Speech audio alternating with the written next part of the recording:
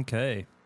Hopefully people can hear me in chat. Dad said he couldn't hear any sound, so he'll just let me know if you can hear my voice or not. Hear my voice. Let's type that in chat. All right.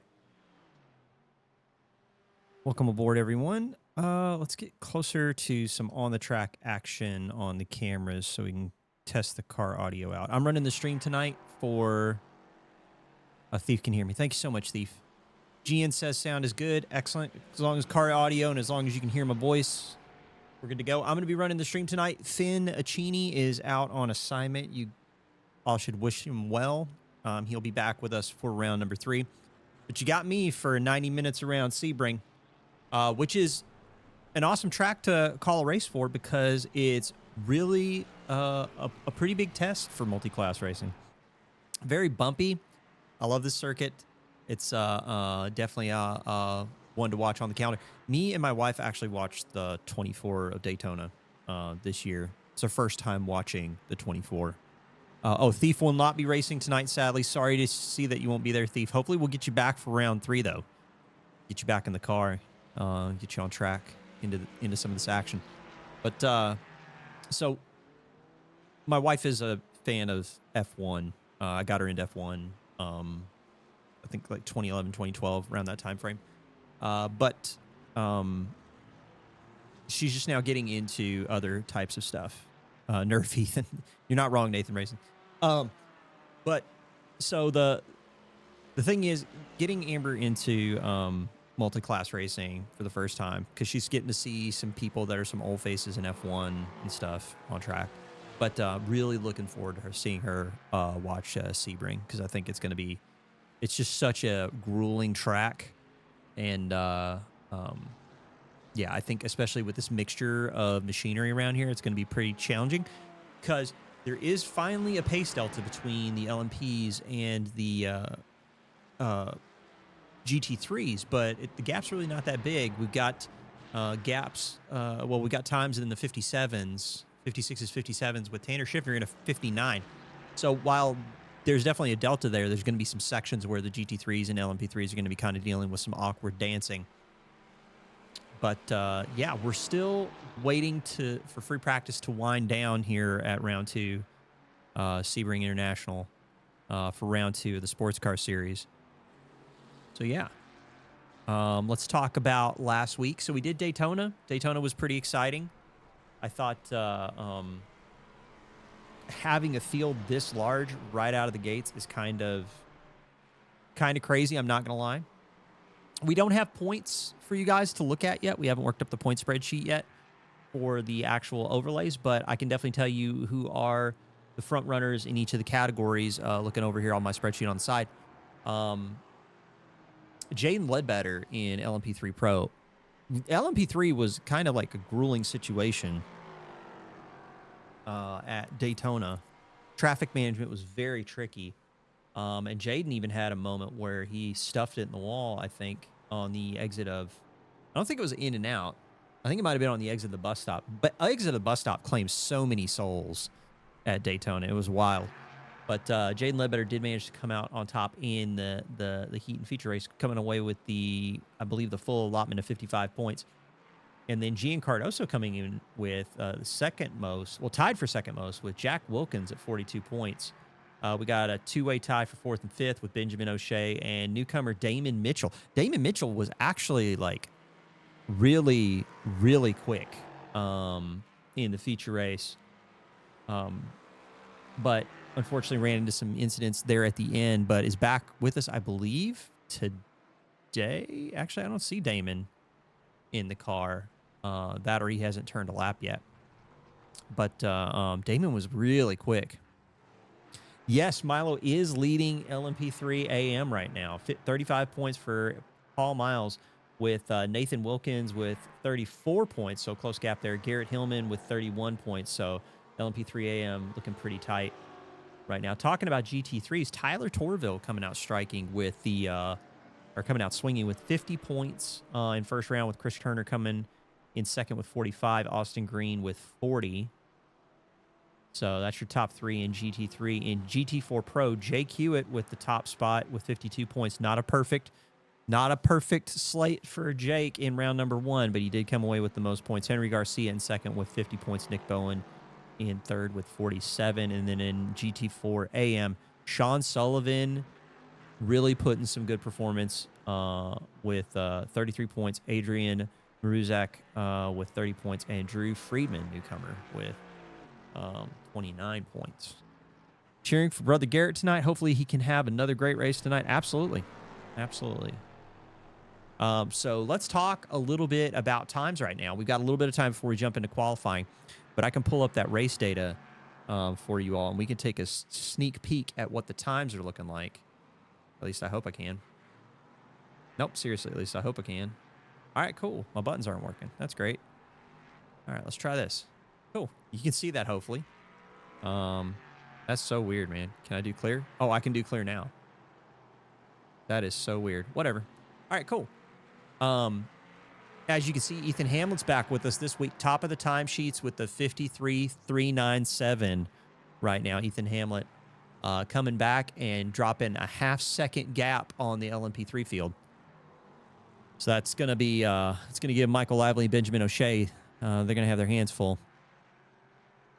Taking a look at the LMP3 AMs, Garrett Hillman, who is third right now in the point standing, currently the fastest time with a 55.16. Where is the points leader, though? I don't believe I've seen Paul Miles turn a lap yet. I think he just now pulled out on track for his first installation laps, as we've got less than 12 minutes left in free practice. Just taking a peek at other stuff going on right now real quick, and I'm going to get you some more times. Okay, yeah. Let's get switched back over to the times now. Taking a look at GT3's Tanner Schiffner with the 59 flat. The Tanner Schiffner, he's back with us this week.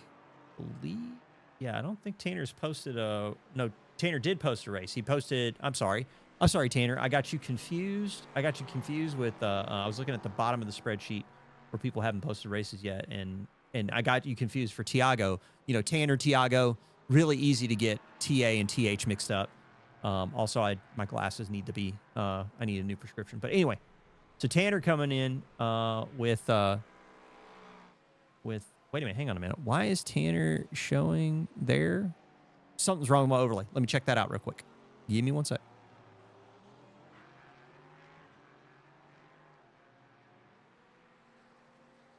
Oh, yeah.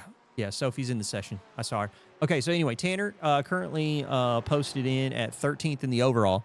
Okay, I got him fixed now. 13th in the overall with a 59.0 right now on track. So fastest GT3, probably looking to recovery drive this week, trying to get some good points and get further up the order. But Gab Chavez and Herbert Pineda Sr., top 3 spots right now in GT3, but there's still more to come as we get close to that qualifying moment right now. GT4s, shocker, Jake Hewitt on top with a 209.884. But here's the thing, man. Look at the margins between the top 5 and GT4 right now.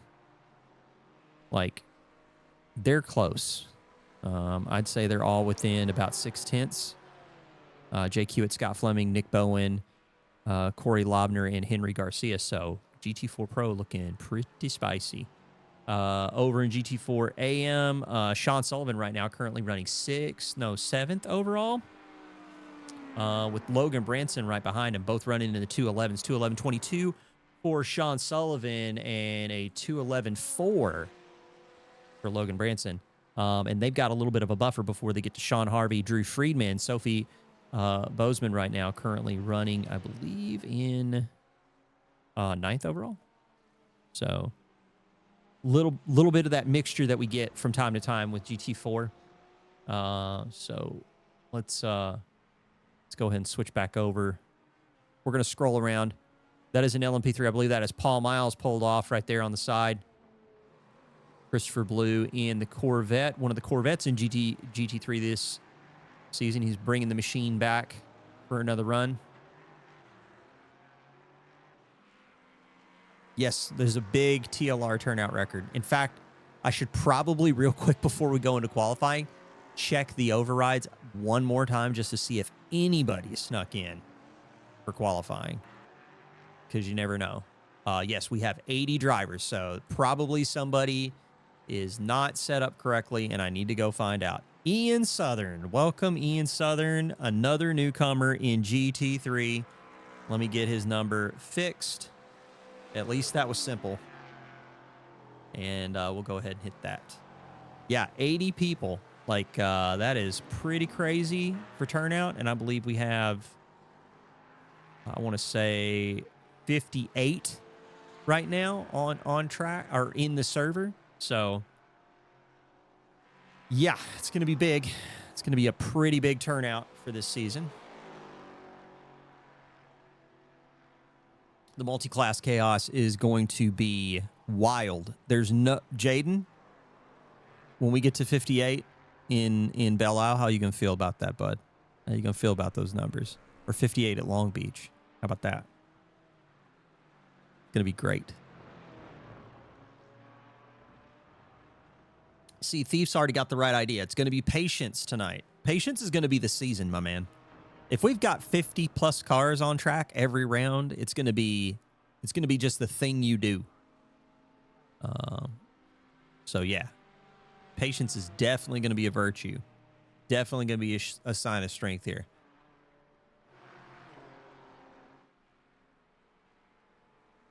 Again, hopefully the audio is coming through okay for everyone. Let me pull up the track map right now.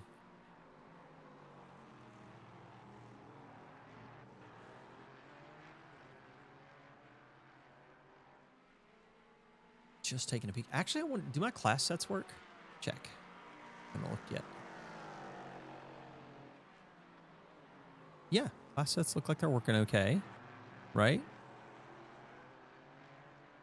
That looks cool. Sounds okay. Good deal. Good deal. Good deal. Long Beach is going to be crazy with 55 plus. You are not wrong. You are not wrong. All right, let's look. So if I do class set 2, overall looks good. Class set 3. Yep, we're looking good. I think we're good. Want to give a quick shout out. I almost forgot. Let me give a quick shout out real fast to Big Mountain Skier, Warlock 38, One Clive, and Ratman XL for follows before the race. So thank you guys. We hit our follower goal for this week of 210. So that's pretty cool. TLR, we're going worldwide. We're going worldwide. So yeah, 90 minutes around the wonderful International Raceway here at Sebring. A pretty crazy track.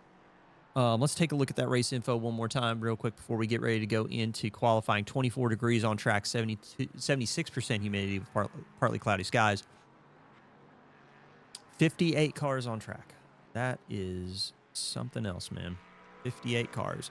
So we got a 20-minute heat race that's going to get us set up for a 90-minute feature. 90-minute feature is going to require more than probably 2 or more stops. We are looking at 50% fuel tank capacity for all 3 car classes. So we will be getting 2 or more stops out of these guys for the feature race. Just taking a look at the schedule information before we get going into qualifying. Hope we're going to see you all at round number 3. Pull up the schedule.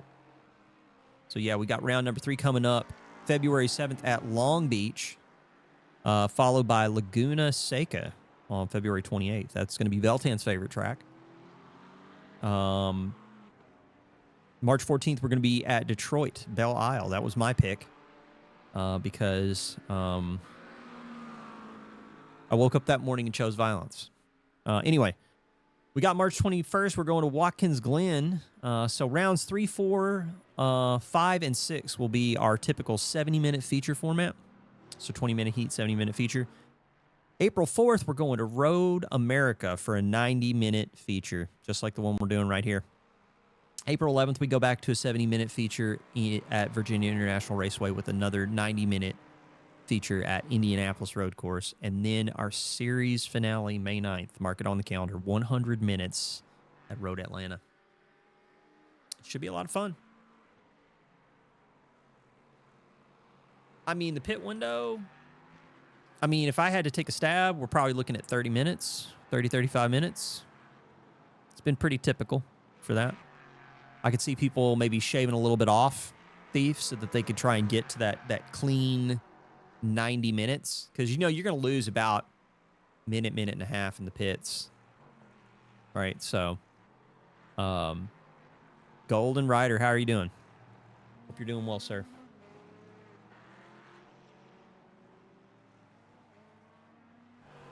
So we are getting close. We are in the final 2 minutes of free practice, double checking the times real fast before we get into qualifying.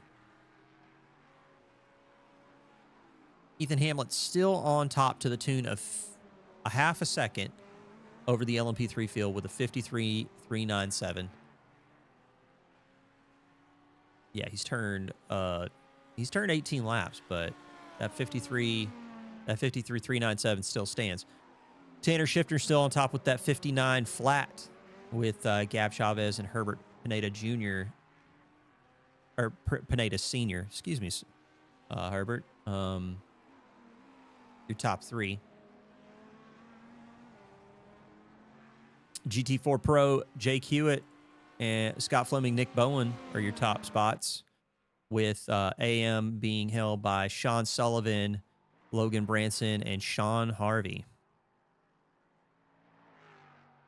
16 laps in the P3.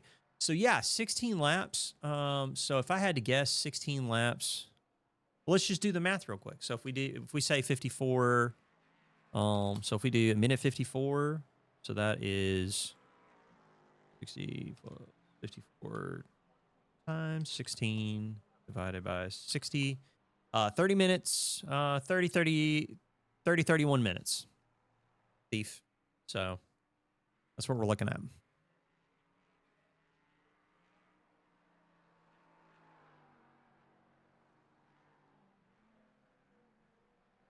So, yeah, we are going to be getting ready here in a second to go into qualifying. Go ahead and get switched over to that scenic camera, as a majority of the field are going into the pits.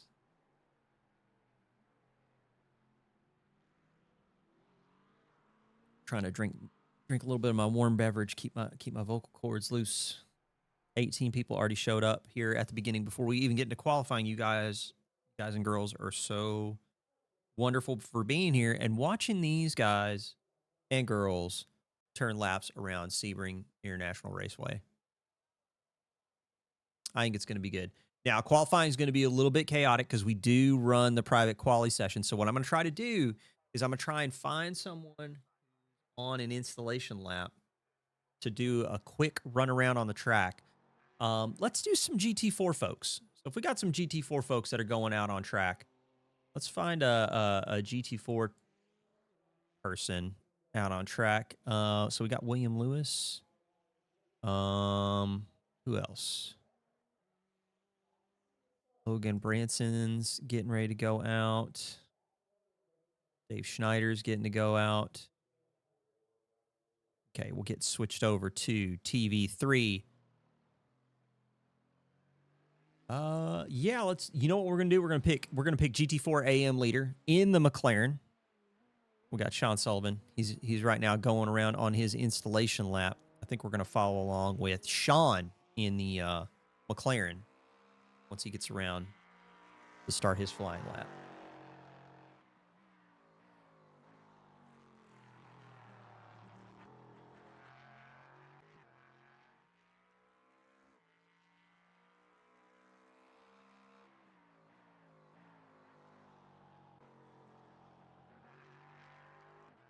So, yeah, we have already got, looks like we're already getting ready for some LMP3s to come across the line, start their flying laps. We're going to wait. We're going to let Sean Sullivan get out on track and give us some, here, actually, let's clear this first. Let's pull up race qualifying.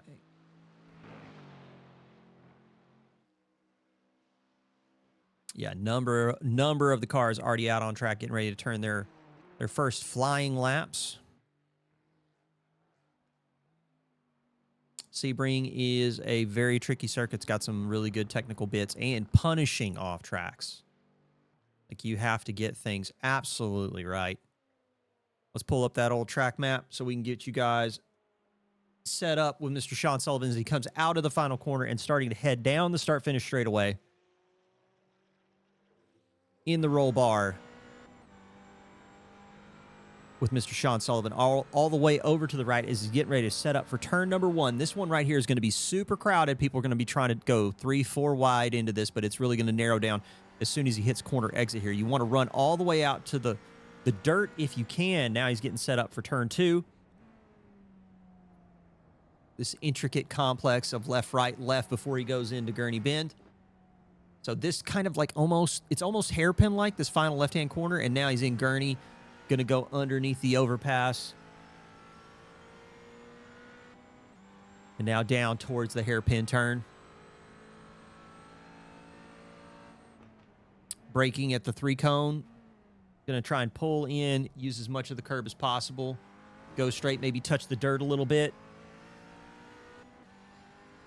Now he's got this fast right-hand section going into another medium high-speed left-hander at Fangio chicane into Cunningham corner. On the brakes at the 2. Doesn't ride the curbing as much as I thought he would. Goes through Collier. And now he's getting set up on the approach for Tower. This one right here is another place where traffic can kind of get really wonky, especially when you start mixing the classes together. And now down the Flying Fortress straightaway.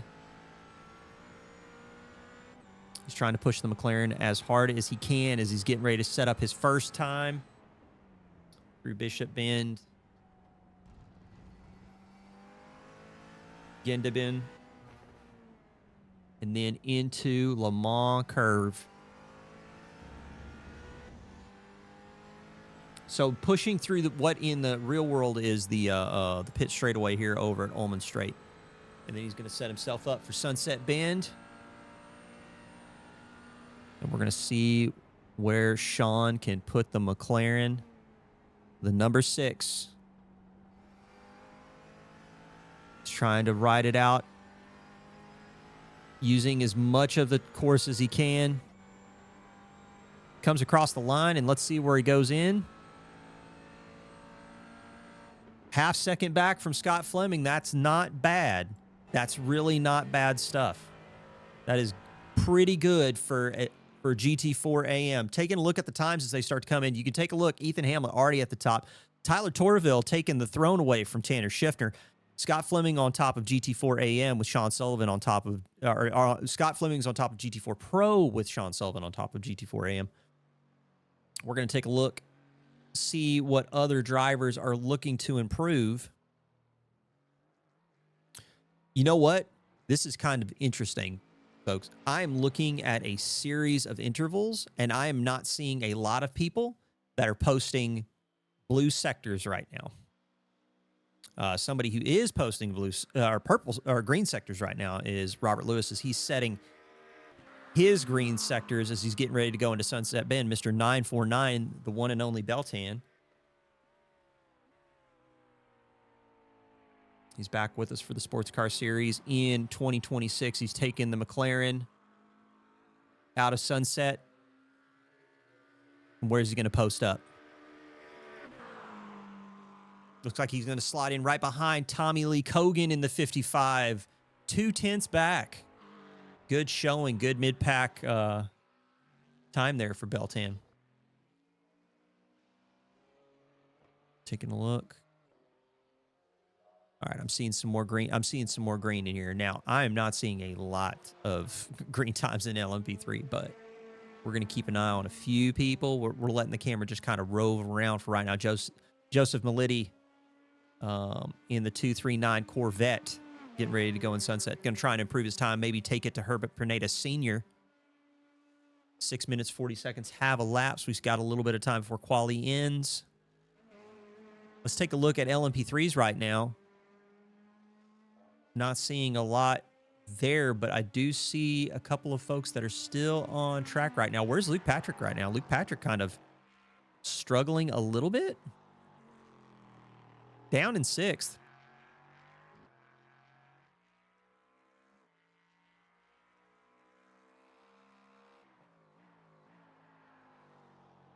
Going to see what he can do as he exits tower. Might have been close, man. That was kind of close. Tanner Schiffner does manage to take it away from Tyler Torville and goes to the top with a 59.64. Nick Bowen on top of GT4 Pro with a 2:10.43. Sean Sullivan with a 2:11.06 right now. Still hanging tough in GT4 AM. Splitting GT4 AM right now, 1 and 2, is Corey Lobner in the 41.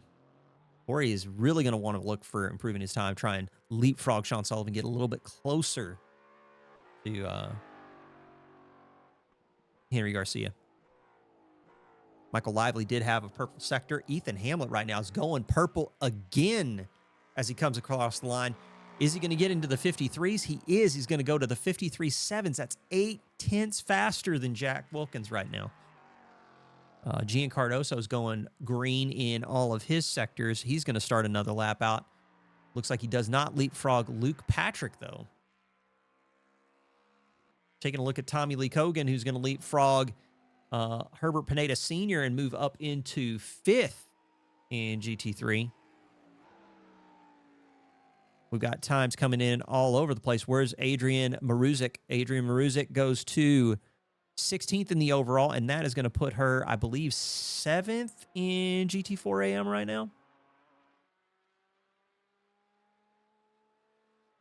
Now, that is a name I've not seen in a minute. Mr. Alex Velasco comes across the line, still 15th. Going to have to put together some more green sectors if he wants to leapfrog that 777 machine over the LMP3 AM customers that are right in front of him. Ryan Blyce takes the top spot away from Paul Miles. Ryan Blyce with a 55.82, and we're talking 0.02 of a second between Ryan and Paul Miles. So it is getting really spicy out here, folks. Just taking a look at the times. It looks like he's going to abort that lap. Tyler Torville does take the top spot back from Tanner Schiffner with a 59.28. Taking a look at other folks right now posting green sectors. Michael Lively's one of them. I don't think he's going to bring it across the line, though, with any kind of convincing. Jaden Ledbetter is going to try and see if he can leapfrog a few spots. Does he manage to? He goes, oh, man, everything shifted because Luke Patrick goes second fastest over Jack Wilkins, and that's going to be qualifying, ladies and gentlemen. Let's take a moment. Let's move back out to the scenic camera here and see if we can get those starting positions set up here. So if I go to grid, let's go by class. We'll do a clear here and then a show. And here is your grid as we're getting set up now for the heat race here at round 2 of the Sports Car Series at Sebring International. Ethan Hamlet's going to be on the front spot alongside Luke Patrick. 0.7. An absolute chasm between Ethan Hamlet and Luke Patrick right now. But Ethan Hamlet, Luke Patrick front row, Jack Wilkins, Nathaniel Baker on the second row with Jaden Ledbetter, Michael Lively on the third row. Gian Cardoso is going to round out the LMP3 pros at the front, but Ryan Blyce is going to sneak in there with a LMP3 AM. Let's keep it moving down the order.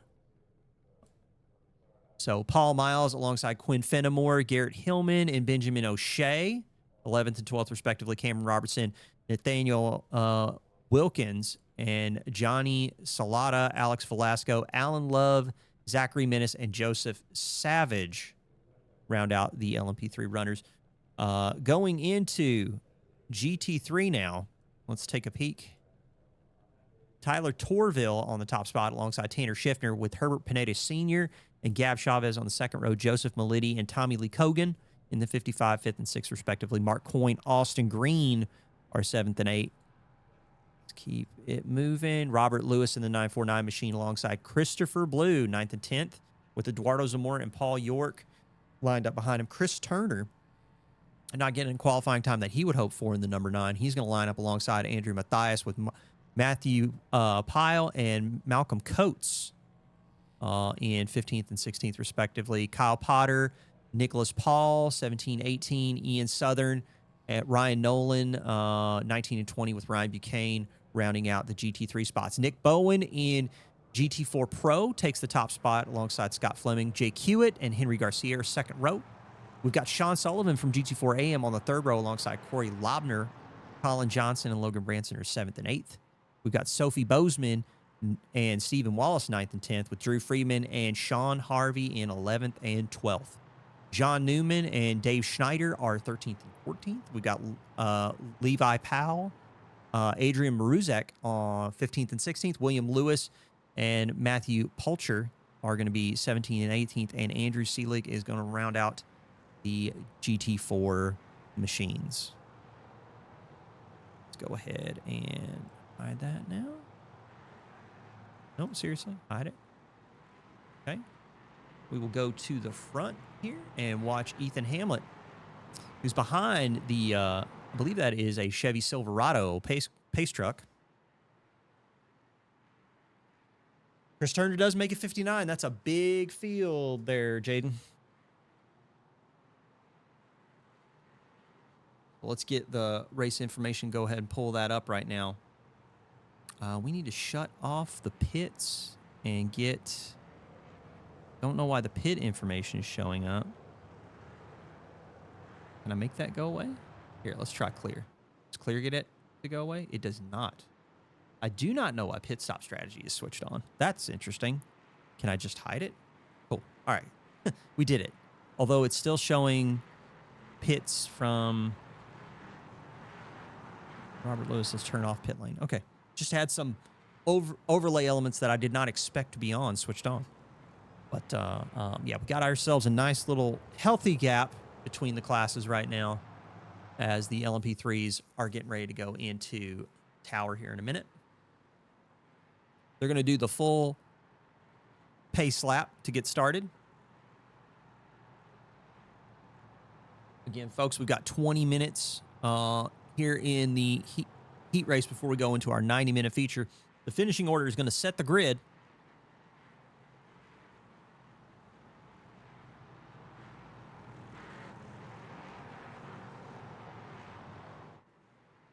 I'm going to take a quick step away, shut my door. 1 second.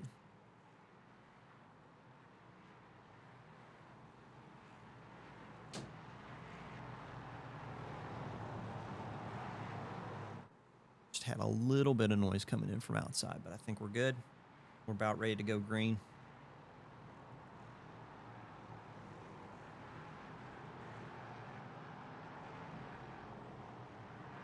Just taking a look, we're getting ready to go live with the race itself, and we got 19 people in chat hanging out. Thank you so much for being here. You're getting ready to watch round number 2 of the Sports Car Series, brought to you by Track Limits Racing. We've got multi-class action for the next 110 minutes.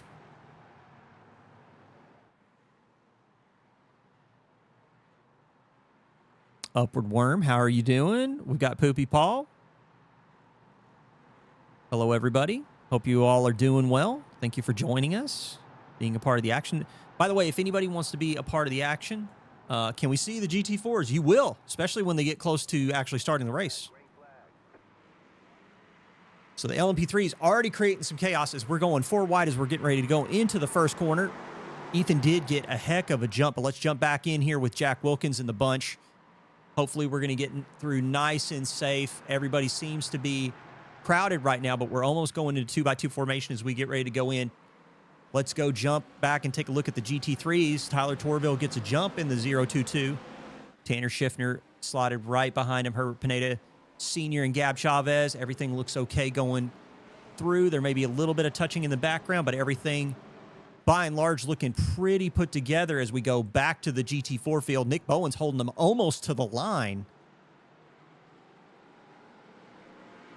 And away we go. He finally punches it down, and Scott Fleming kind of caught out there with Jake Hewitt, Henry Garcia right there in the background. GT4 is going through turn number 1 on approach to turn 2. Everything's looking A-okay right now. Actually, quite a clean start. Let's go take a peek at the front here with the LMP3s. Field spreading out a little bit already. Well, I mean, intervals are starting to grow about 2-3 tenths. But let's jump into the closest one right now, and that is Gian Cardoso right now, who's trying to hold off. I believe that is Ryan Blyce. Oh, no, Gian's actually taking the fight to his teammate there. That's Jaden Ledbetter in the front.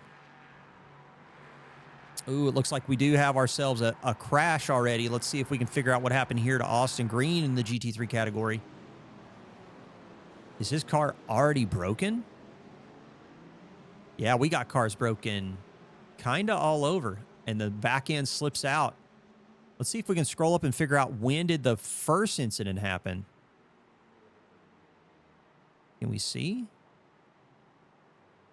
Just taking a peek. Austin Green goes off the track. So there's a touch with Joey Melitti, and that puts Austin Green into the wall. It was a smooth hit, but it looks like the suspension might be broken already on Austin's car. And we've already got Calamity in the GT3 category. He's gonna end up giving up on that car and then taking it to the pits. Tyler Torville loses the Lamborghini. What happened here? Oh, man, that's brutal. Absolutely brutal. And we got another GT3 spinning in the background. He manages to get it going again, but then it says he crashed. I'm still confused. Like, what happened? I mean, he was in the lead of the race. Did he just loop it out of tower? And then he gets ready to go into sunset. Everything looks okay. He's on the curbs. Everything's fine. I still don't quite understand yet where the crash comes in with Tyler Torville. It could be him backing it out, actually, now that I think about it. Him backing it out could have been where things did stuff. Chris Turner entered the pits. Not sure what happened there. It could be something weird going on. Oh, the back end just steps out for Dave Schneider, and he manages to keep the GT4 out of traffic for the most part. What happened to Chris Turner? Why did he go into the pits? Now, he pulled into the pits. Did he get hit? Oh, I see Chris Turner goes off track. Is he one of the GT4s that got involved here early on? Oh, no, he just loops it. And the car just skates all the way to the barrier. So already we got Calamity in the heat race, folks. Let's go take a peek. So now that we've got the chaos kind of sorted, hopefully things are going to settle down a little bit. We're going to jump back into the GT3s right now because Herbert Pineda Sr. is out here harassing Tanner Schiffner. Herbert Pineda Sr. in the 33 Aston Martin. We're going to ride along board with them. So getting ready to start another lap here at Sebring International Raceway. Oh, man, he's braking a little bit deeper than Tanner. Tanner is so close to the wall at the apex. And they go into turn 2. You see him hopping the curb. GT3, GT4 machinery can be a little bit... They can be more liberal with the curb strikes. The LMP3s don't have nearly the freedom with the floor and undercarriage.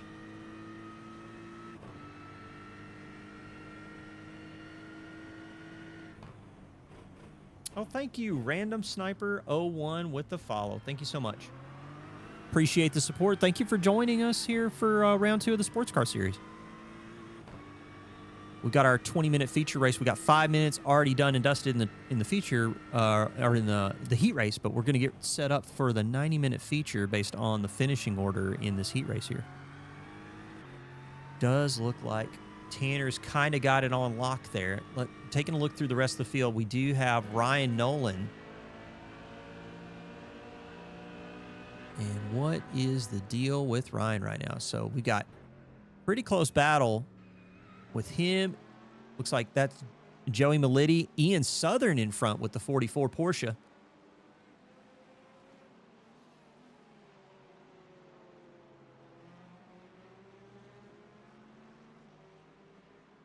I believe that is one of the Asosaka machines out here.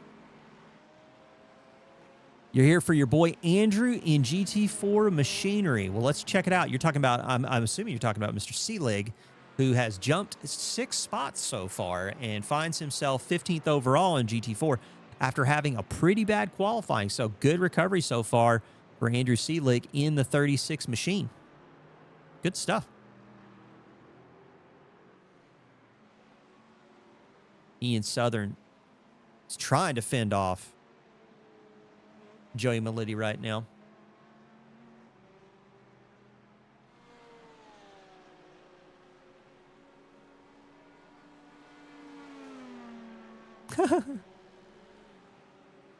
I got it.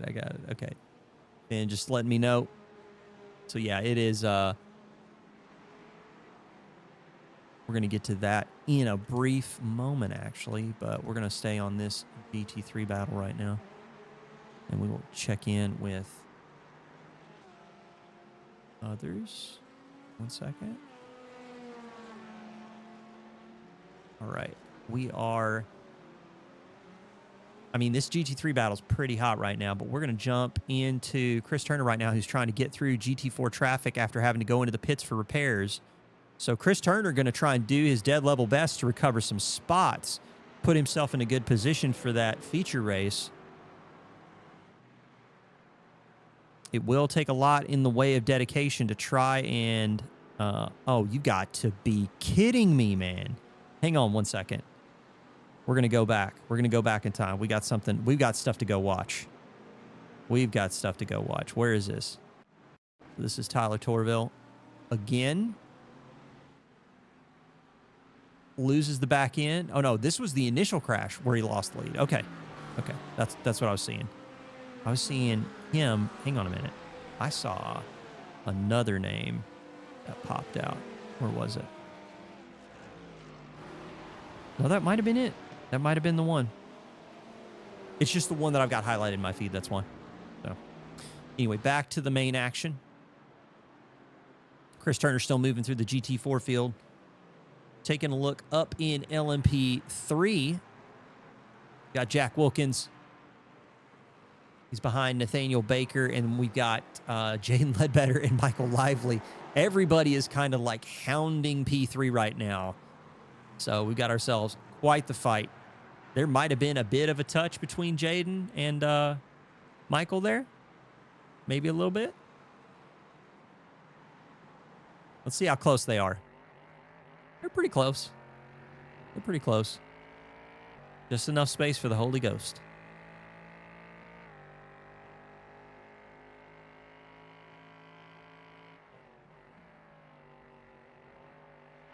Although I'm pretty sure Jaden would like to make this dance a little bit closer as they come out of Le Mans. Oh, and that is, I believe that is Jack Wilkins in the wall.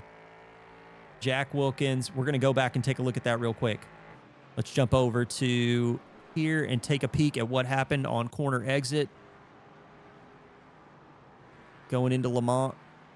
Did he just hit the dirt? Like, what happened here? No, he loops it. I didn't even see him. I guess it was just like maximum grip and just had it like, oh, is he going to have to retire that thing? Yeah, he's running it slow. No, he's still trying to turn it. I think the front right is a little toast. He does manage. He might be able to limp that thing home. But yeah, that is definitely going to be a bent front suspension of some type. Let's go and check in with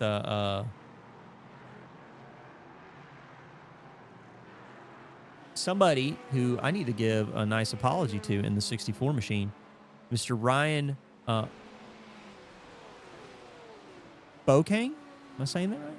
Like, I think I said it right at one point in my life. Oh, no, it's not. It's Boshane. I'm a ding-dong. I'm going to learn how to read one day, Ryan. So when that happens, you'll know. But Mr. Ryan Beauchene in the 64, getting his name pronounced correctly on stream. Currently 14th right now, 1.2 seconds back from Tyler Torville after Tyler had his Spinala, and he's trying to move back up the field. And it looks like Ryan's going to try and get the 64 machine a little bit closer.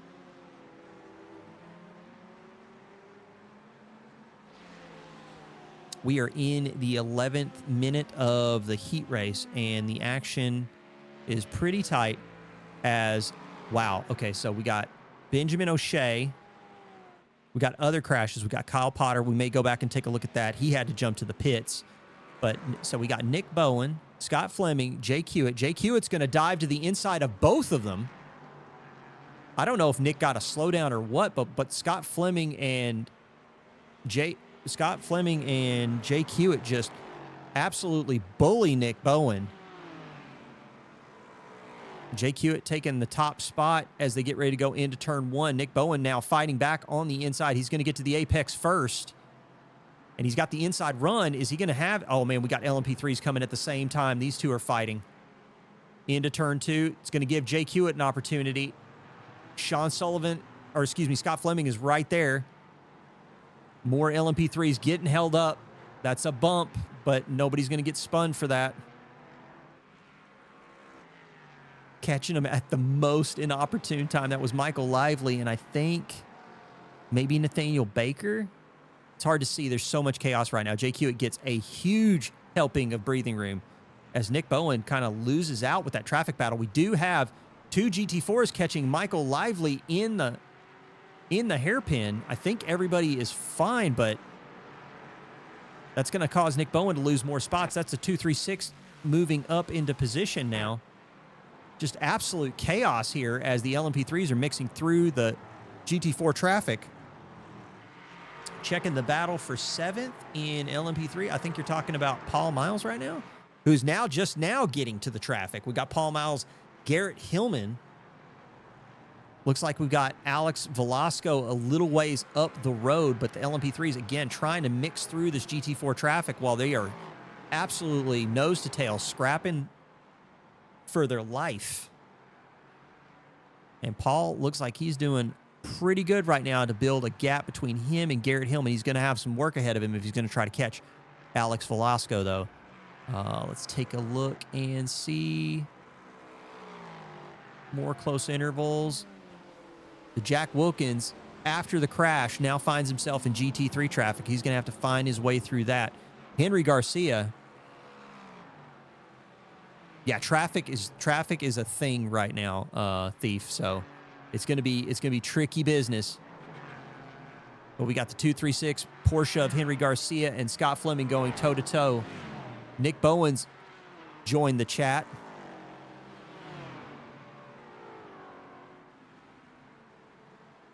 They look like they're getting set up for turn one. Scott Fleming still has the inside line, but Henry Garcia is not letting it go. And there's Jake Hewitt. What happened to Jake Hewitt? What happened? We got to go back and look at this. Something went wrong here. Okay, Jake Hewitt, LMP3. Oh, there's a touch, and they both go to the wall. Jake Hewitt goes into the wall. Or no, not Jake Hewitt. That was, I believe, was that? I missed the number. Man, there's so much happening right now. But Jake Hewitt does manage to hang on to the spot. But Scott Fleming, Henry Garcia, and Nick Bowen now right back in it as more LMP3 traffic shows up.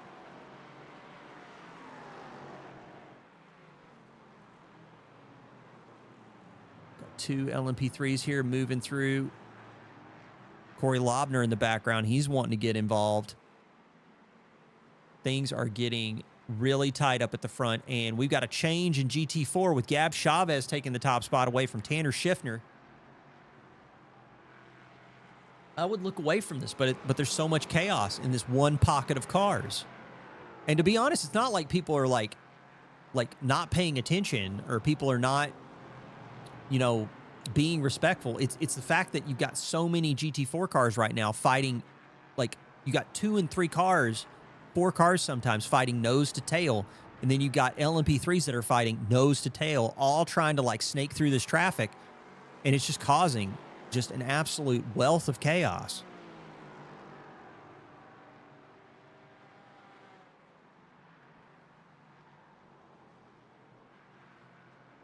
All right, we're going to jump back into some GT3 action as Eduardo Zamora in the 228, one of the lone Ferraris in the field.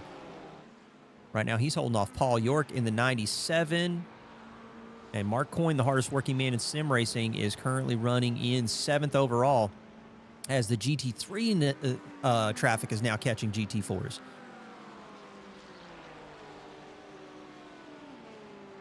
Plan C is real right now. Yeah.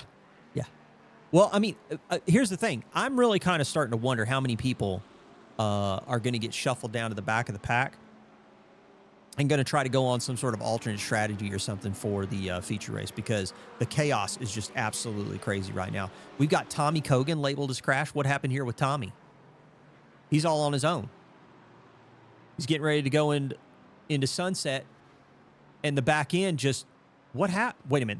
There was something else to see there. There was something else to see there. Hang on 1 minute. Hang on 1 minute. I don't believe that for a second. What happened? We missed part of it.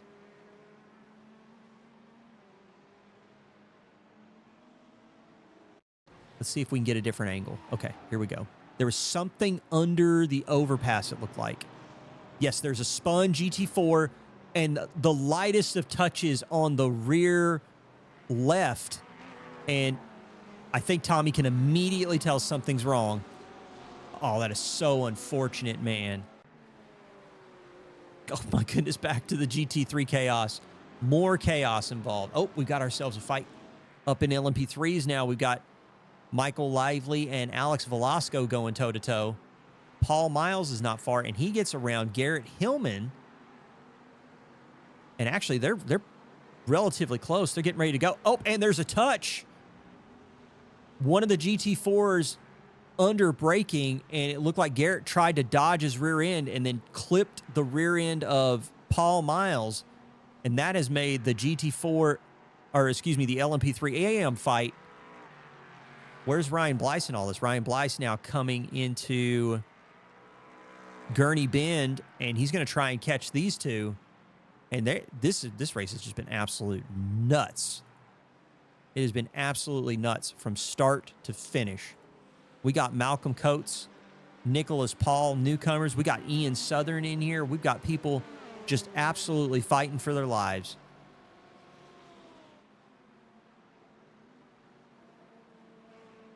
Oh, man, and they are catching the GT4s at sunset. Sean Sullivan is just staying to the outside. He's like, I'm not getting involved. This is not my fight. Oh, man, this is crazy town.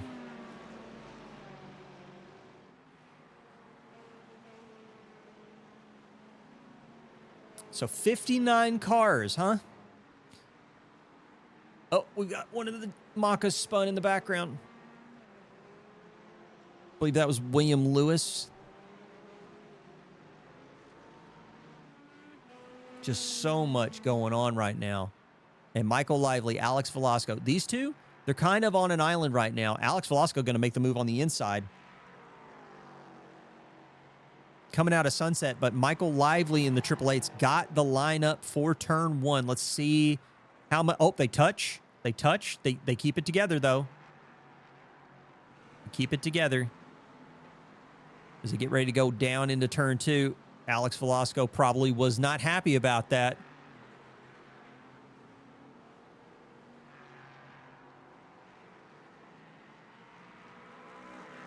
These two are back at it. Let's go into some of the GT4 field. We've still got this gaggle of GT4 cars. And now it's Corey Lobner who's in front of Nick Bowen, as we've got, I believe that is... Who is that in the Porsche? Is that Kyle Potter? Kyle Potter intermingled with the GT4 traffic right now. Nick Bowen on the inside on exit of Sunset. I think he's going to have the better line on Corey Lobner. Corey Lobner pushing wide on the exit, but he tucks back in the draft. This is crazy, man. This is all so crazy. And this is for the front. This is for the lead of GT3 right here. They're catching GT4 traffic. That's Jay Hewitt. Jay Hewitt currently running on top of GT4 Pro. And we've got a sandwich of 3 GT3 cars moving through the traffic right now. Gab Chavez in the 88 trying to hang on. Ethan Hamlet's going to come across the line.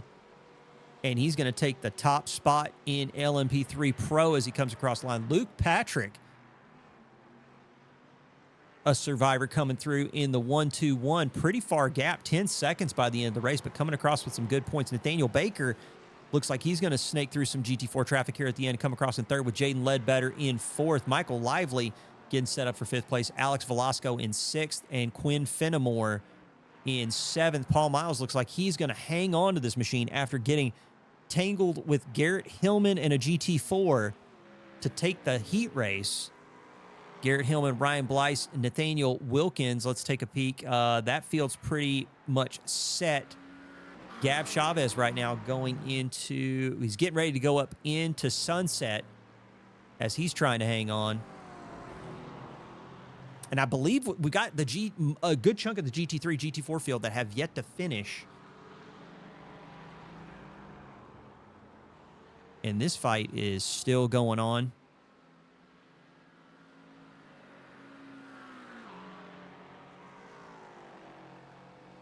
Gab Chavez lining up at Sunset.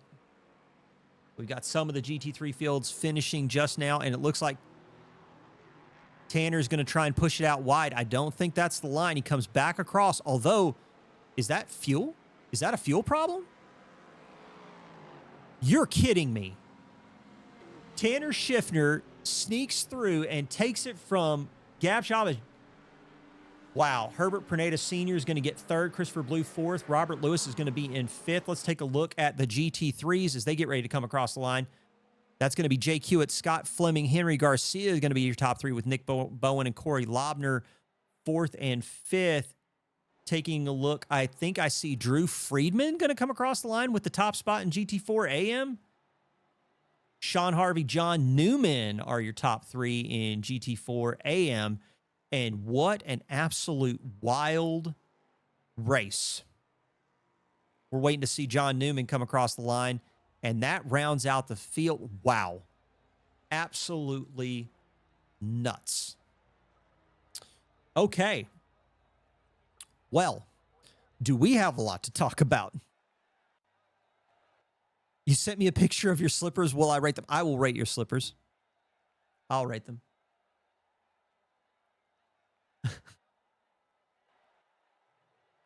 All right, let's get the results pulled up. We have a lot to talk about. We have a lot to talk about. So let's go. Let's clear this out and let's get those heat results. We're gonna pull up. Let's go to LMP3 Pro. Get those on screen. Ethan Hamlet, to no one's surprise, 10 seconds on Luke Patrick. Nathaniel Baker was 16 seconds back. So from third back, that's when we started to get in kind of these like pockets of battles. But it does look like LMP3 in particular had to deal a lot with those slippers. Are amazing, sir. They kind of give me the feeling of Bombas, but I love the kind of like canvasy, carpety, like old school shag carpet. But the blue and the white is a wonderful touch. I would give it 8.5 out of 10 stars.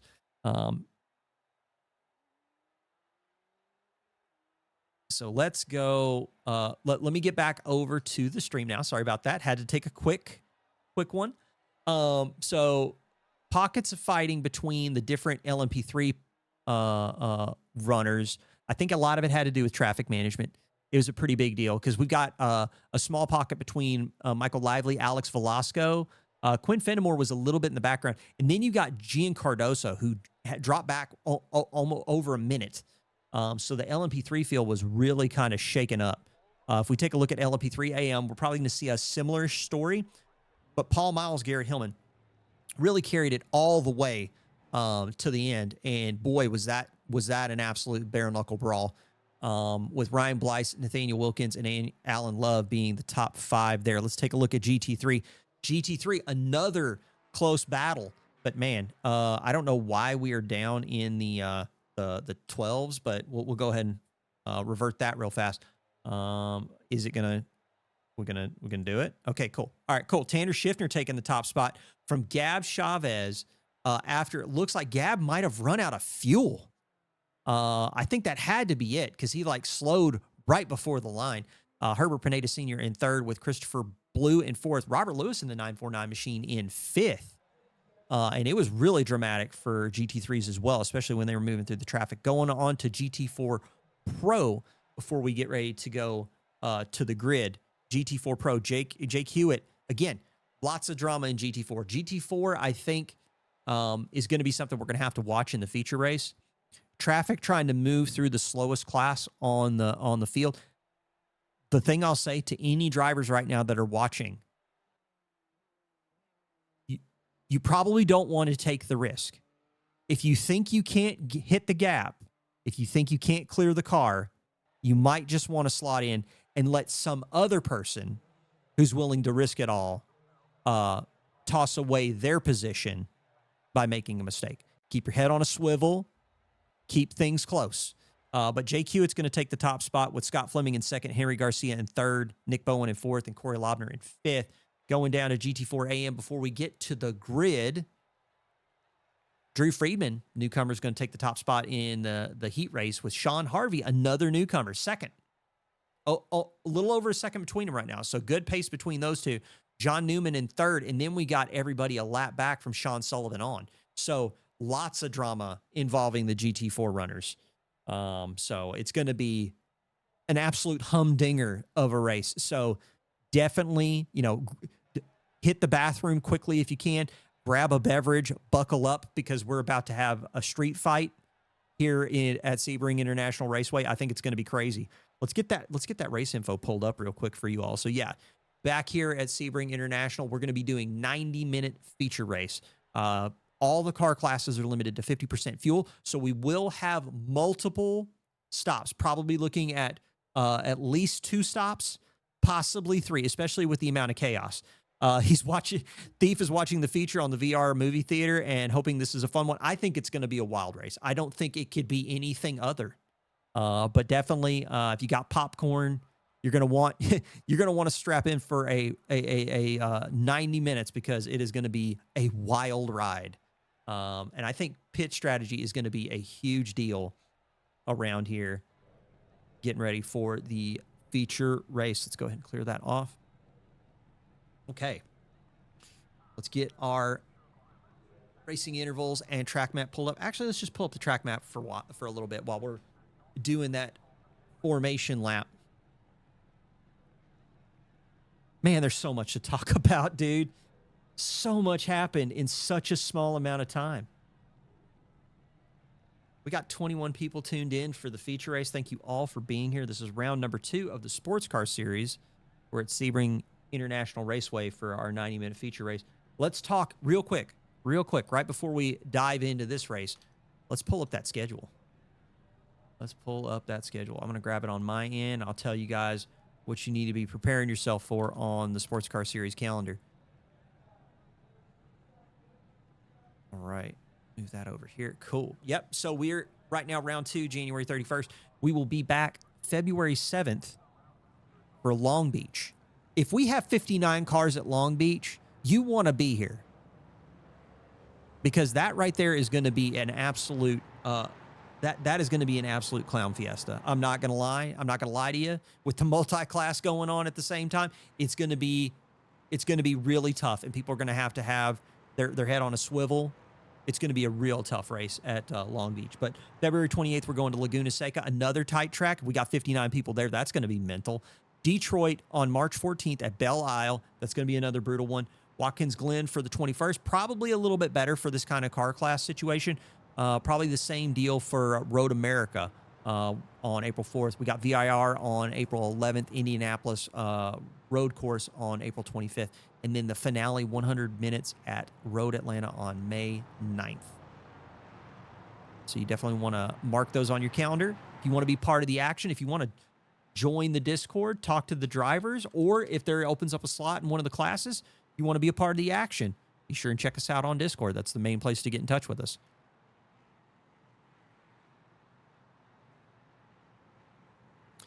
People in chat, let me know what you think. What was that heat race like?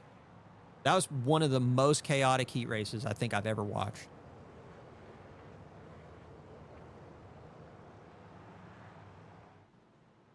Man. So I'm looking right now. We got a nice healthy gap between the LMP3 and GT3 classes, but the GT4s are kind of close. If I'm being honest with you. Jake Hewitt is not that far away from Kyle Potter. And that kind of makes me concerned for when all these guys go screaming into turn one. But, you know, I'm really hoping that we get a nice, good, clean start to the race. We had a relatively clean start. Most of lap one was fine. It wasn't until we got to Tower Corner that things started to fall apart. Yeah, the LMP2s, especially if it's like same class, probably not going to see anything nearly that chaotic. But that, especially when we started getting the first round of lap traffic, it was really chaotic there.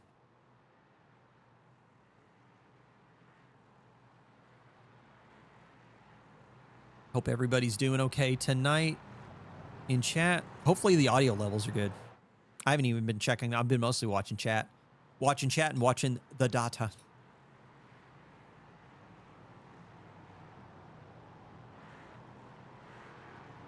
Had to hydrate real quick. All right, we're getting ready to go down Sunset. So the pace car is going to come into the pits once they exit Sunset, and then it's going to be... I sound elegant as always. JJ, that is too nice. You are too nice to me.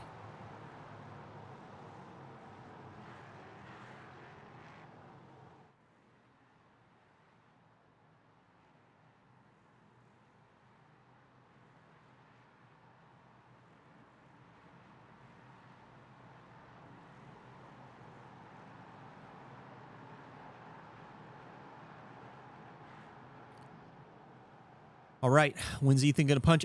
Did Ethan just disconnect? No, Ethan flashed just for a moment, and everybody checked up. What an absolute blinder of a start. The flash, I think, terrified absolutely everyone. Nobody knew what to do. And we've got cars spinning off in the background all over the place, and here come the GT3s. Tanner Schiffner's holding them almost the line. He finally puts the foot down. And here we go. Can we get like a more distant shot as these cars get ready to go into turn one? Yeah, here we go. Maybe this will be good.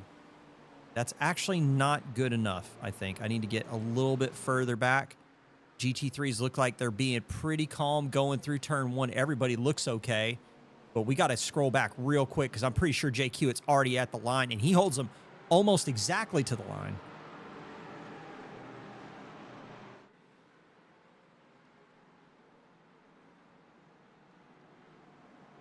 Barrett, why are you not the Barrett Mobile right now? Why'd you change your name? Or wait a minute. No. Hang on a sec. Hang on. Hold up. Are my chat notifications messed up? You're just using a different account or something? Are you trying to like troll me? I don't know. Like what's happening? Up in LMP3s right now, we got Zachary Menace. You changed your name. The Barrett Mobile was such a classic, dude.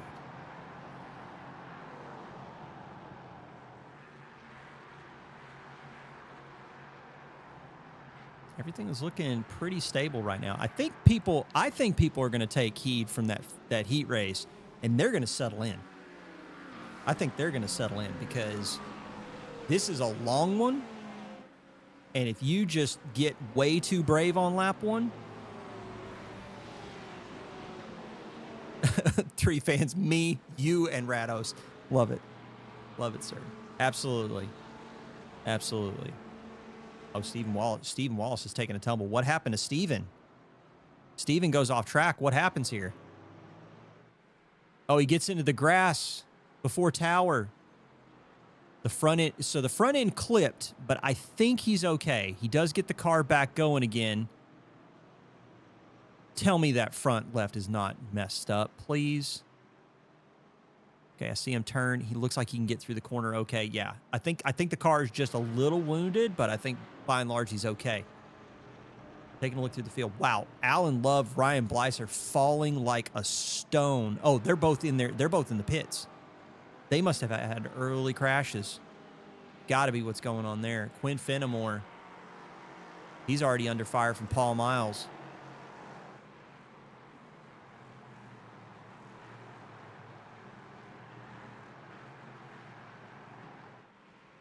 Jumping back to GT3s. Gab Chavez and Tanner Schiffner. Nose to tail. Here we go again. Round number 2. GT3s are keeping it close. Let's ride on board with Gab as he is trying to chase down Tanner Schiffner. Looking through the field. Other close fight. Here we haven't looked at Mr. Ryan Beauchesne, who actually takes the spot from the hardest working man in sim racing, the 937 of Mark Coyne, as he's getting ready to go into Collier. And now he's going to move along and try and catch up to Andrew Mathias. And we're going to jump back to the TV screen here because Garrett Hillman, P2 and LMP3 AM, has crashed. But he's kind of on his own, so I'm wondering if this is a spin. Oh, right before sunset and then into the wall. And that front left is probably going to be toast. He does manage to get spun back around. The car is crabbing a little bit, but he might be able to limp. He might be able to limp that back to the pits. And he's going to want to do that. You're really going to want to minimize your tow time. You really don't. You really don't want a lot. And nobody wants a lot of tow time. Don't care if you got an OnlyFans. Doesn't matter.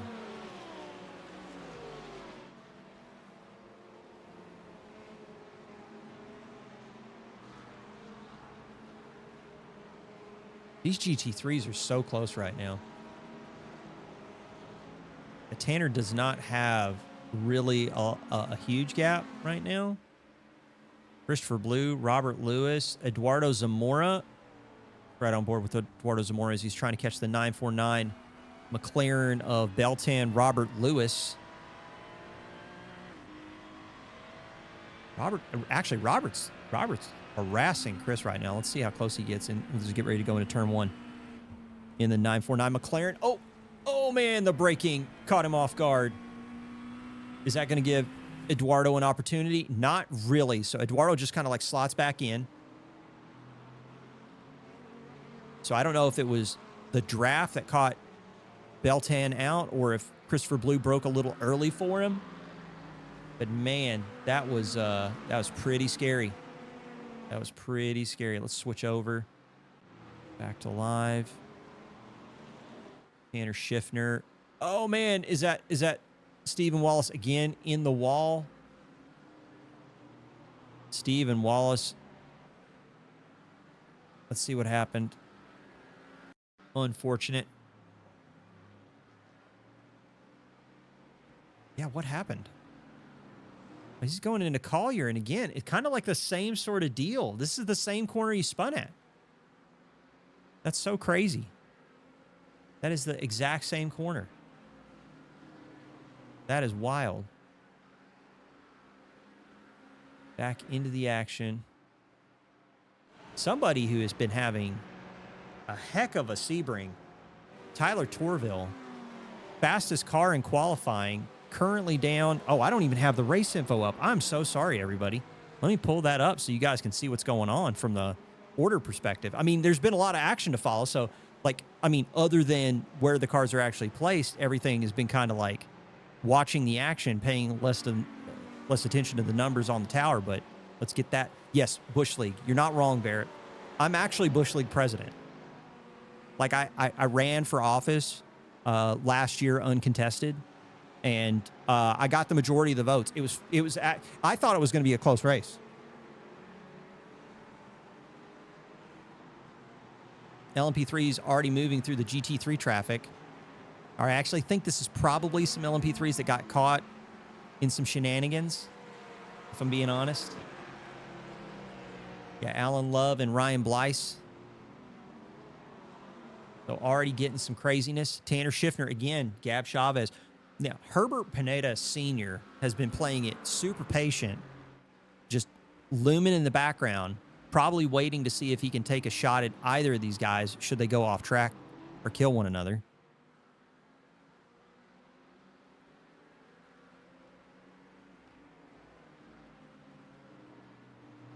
Crazon with the follow. Thank you so much, Crazon. Thanks for joining us. Glad to have you here with us for round 2 of the Sports Car Series here at Sebring.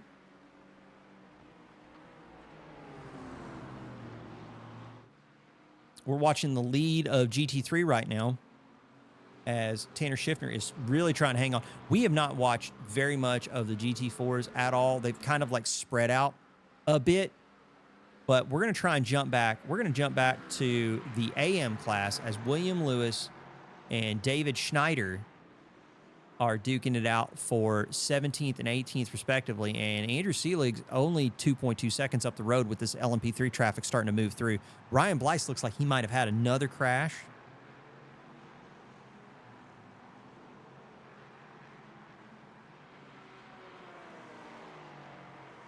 So the GT4s dealing with the LMP3 traffic as they're trying to snake through.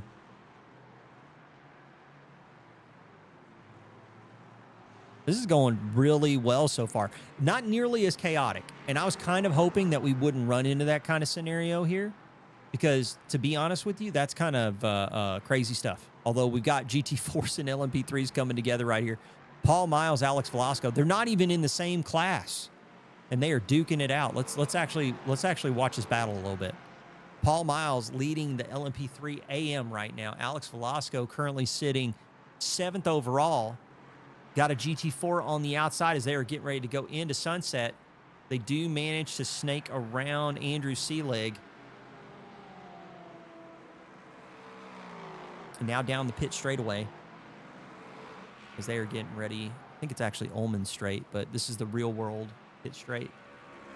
And they're getting ready to go into Sunset. They're going to catch some more GT4 traffic on corner exit. They're going to have to play it super safe.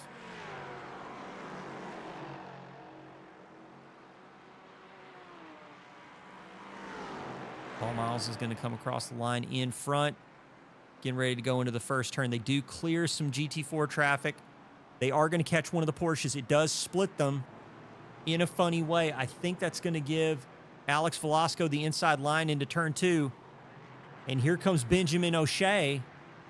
Or no, that's Jack Wilkins. Excuse me. Jack Wilkins has now joined the fight.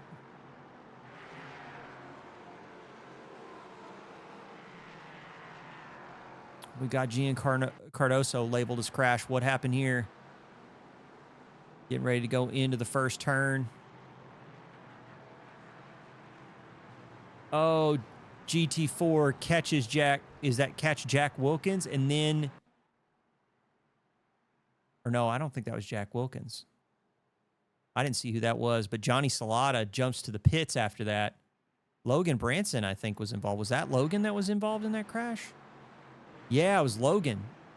So the LMP3s are coming on strong as they're getting ready to go into the second corner. And just catches the back end.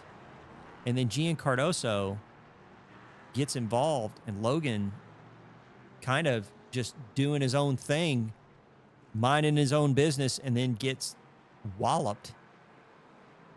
Drew Friedman's marked as crash. What happened here? Again, more LMP3 on GT4 crime. Paul Miles, oh man, everybody's touching. Although I think other than Drew Freeman getting dumped by one of the LMP3s before the entry into Collier Corner in the Motorcraft, man, that is such a good paint job on the Mustang. I feel for newcomer Drew Freeman.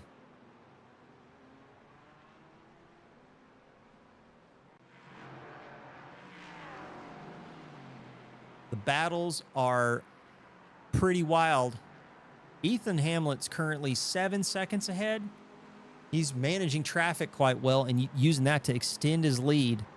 And then we got Luke Patrick and Michael Lively in the AAA. Jaden Ledbetter looming in the background.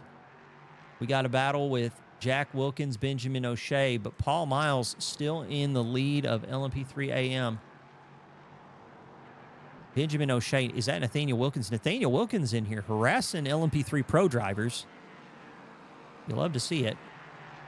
Jumping back to some GT4 Pro action.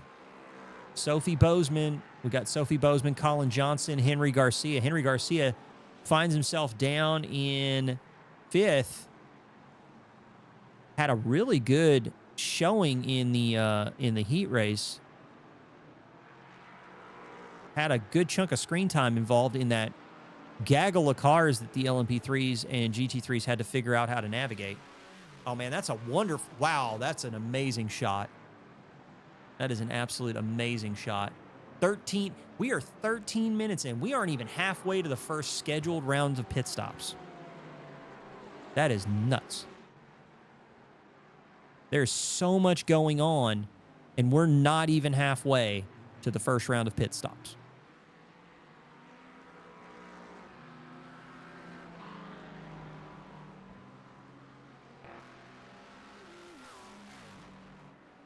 I'm also kind of wondering how many off tracks. So I'm not seeing off tracks actually calculated for me right now.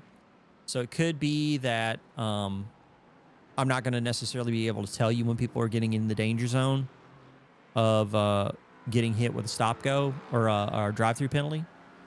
So I think it's going to be tough to find out. But I do believe we're going to see some drive-throughs. Just based on the amount of contact that we're seeing between the cars, I suspect we'll see some drive-throughs. I'd be shocked if we don't. Ryan Beauchene looks like he's chasing down Joey Melitti. But he's got Malcolm Coates and Tyler Torville, Tommy Lee Cogan in the background. And it looks like Ryan Blyce still trying to move through some of the GT3 traffic to catch up with his LMP3 AM compadres. Going into sunset. You're going to have to lean on that downforce, man. You can't push wide against these GT3s. They're probably washing out because of the understeer, and they probably can't go further without touching the wall. Getting ready to go into turn 1. And again, leaning on the downforce. Look at these cars shuffling as we get ready to go into turn 2. Joey Melitti is absolutely being bullied right now.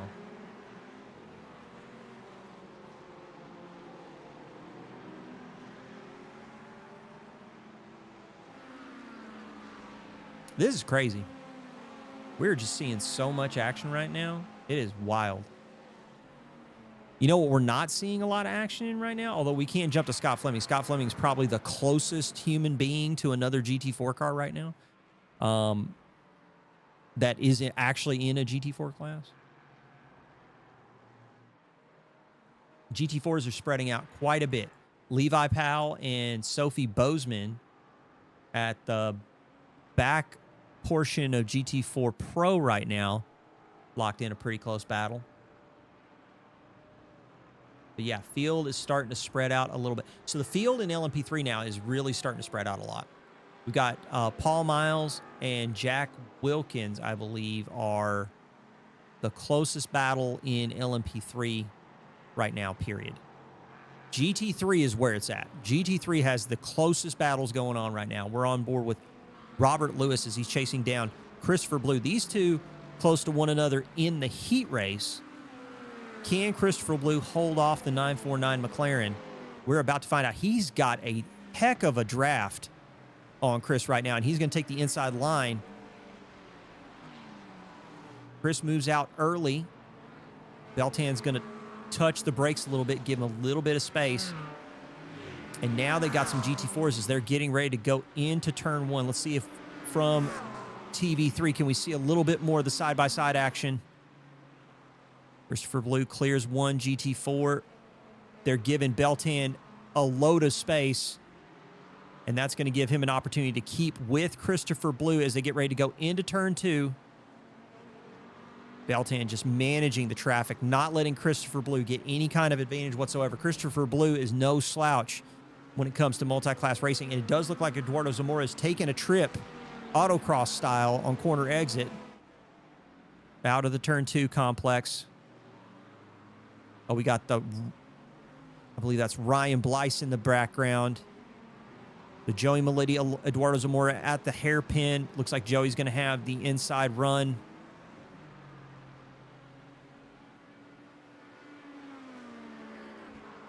Down the Fangio chicane. Austin Green is crashed and jump into the pits. Let's find out what happens to Austin Green here. Coming out of turn 1.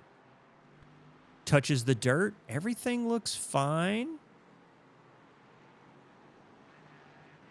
He just pulls off. Could that be like some sort of technical failure? I'm not sure. That's crazy. Whatever that is, that's nuts.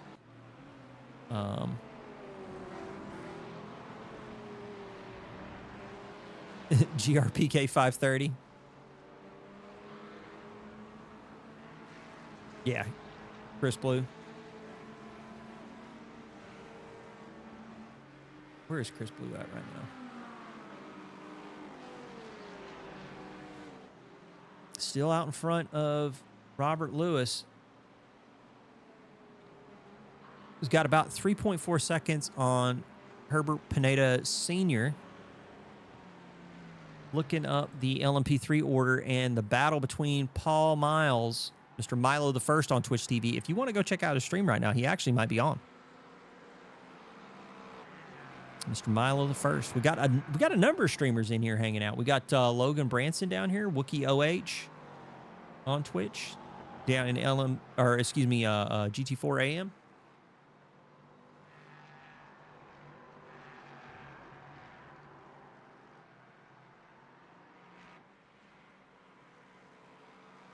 Let's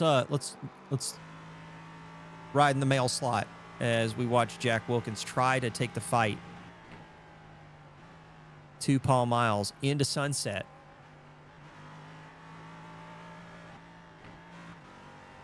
I don't think we've seen nearly the amount of chaos. The traffic management has been tough, but I don't think we've seen near the amount of chaos that we saw in the heat race.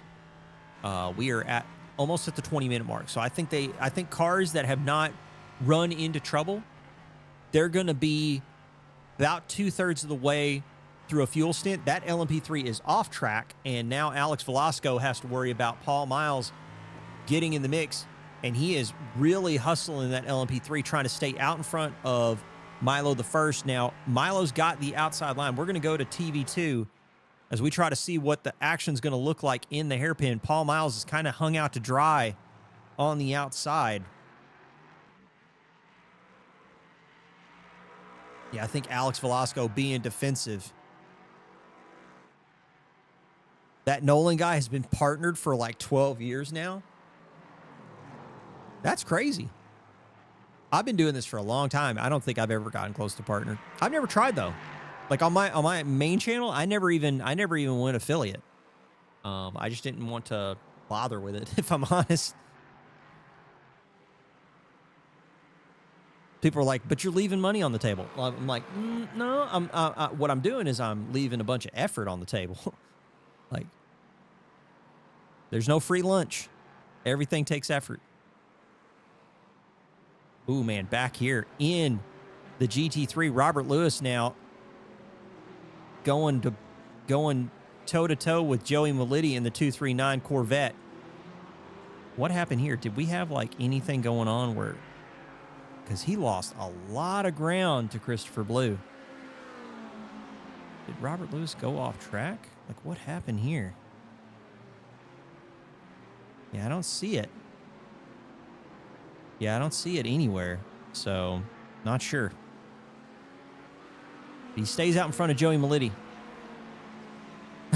Yeah, taxes. Am I right? Yeah. Into the GT4s now. Henry Garcia. Oh. Was that Henry Garcia in the 236? Yeah, 236 getting hustled a little bit by these GT3s. Let's go back to the GT4s. Sean Sullivan in the mix right now. He's right behind Levi Powell, and they've got, I believe that is Chris Turner in the background trying to get through lap traffic in the Mustang machine. Chris Turner is still fighting for his life in, I believe he's 33rd overall in the race right now and sitting 16th in GT3. Trying to chase down Matt Pyle in the number 12 Pyle driving AMG.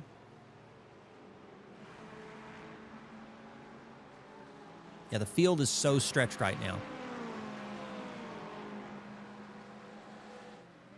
Ryan Beauchene trying to catch Tyler Torville. He's hanging with Tyler. I'm wondering, I'm going to have to know, like, what happened to the pace with Tyler.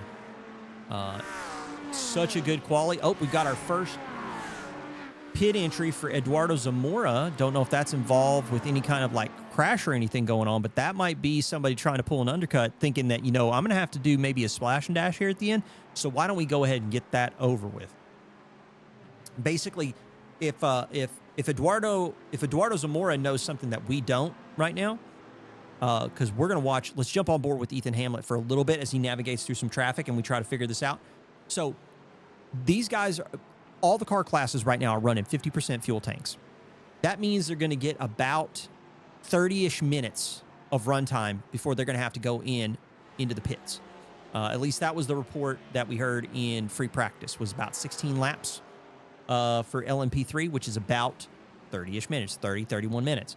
So we are at 23 minutes, but so it's a 90-minute race and there's a potential for a bonus lap. If people think in any capacity that that fuel number isn't something they can hit, what they might do is they might basically go ahead and assume they're going to take a 3-stop.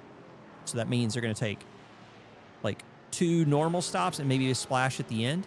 But what they might do is they might try and stop early and try and spread out those 3 stops more evenly, put less fuel in the car, spend less time in the pits, and then try and use that as an opportunity to jump some of the people that are going to be running their tanks closer to empty, spending more time sitting still, less time out on the track. Tanner Schiffner right now does lose ground to Gab Chavez while we were watching Ethan Hamlet turn laps around the track. And Tanner is currently letting some lap traffic around. I believe that might be Benjamin O'Shea. Yeah, so Tanner's trying to catch back up to Gab Chavez, who does take the lead of GT3. Back here in GT4, the field is pretty spread, but we're going to take a peek anyway. Andrew Seelig in the 36 is trying to catch Drew Friedman. William Lewis in the background is not going to let him get too far away. Benjamin O'Shea labeled as crash. We just saw him on screen 10 seconds ago. What happened? So he's catching up to one of the McLarens. I don't think that's Robert Lewis. It looks like... Oh, and he just catches the inside of him. Just trying to shoot a gap that might not have been there.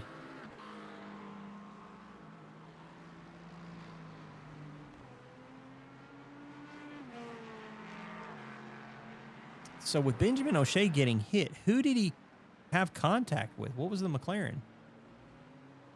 That wasn't Robert Lewis. Was that Gab Chavez? Yeah, he caught into Gab Chavez.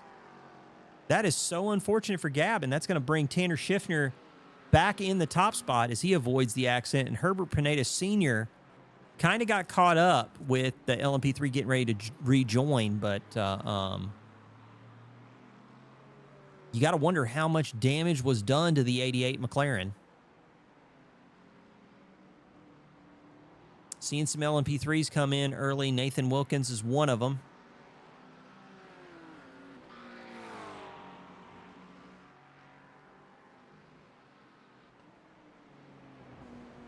The GT3 field is so tight right now.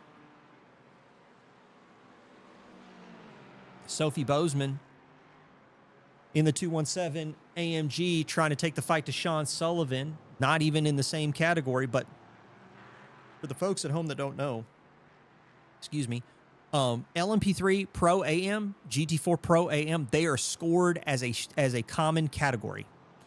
And because they are scored as a common category, the more spaces that you have between you and your competitors, the greater delta in points. And that's a pretty big deal. We got a huge amount of GT3 machineries that just dove into the pits all at the same time. We've got Robert Lewis, Andrew Mathias, Tyler Torville, Paul York, and everybody's diving into the pits. We're going to look at Robert Lewis as he's going in right now. We're going to scroll up. Also, Ethan Hamlet, Luke Patrick, Michael Lively, Jaden Ledbetter, Nathaniel Baker. Everybody's going in. Everybody's going in right now. Let's jump back to live because I'm missing it. So looks like Ethan Hamlet in the pits right now. Is he going to jump out in front of Luke Patrick? I suspect he will. And we do have those GT3s all now cycling out of the pits. It does look like Robert Lewis going to cycle out behind Tyler Torville. So Tyler Torville gets the jump in the pits.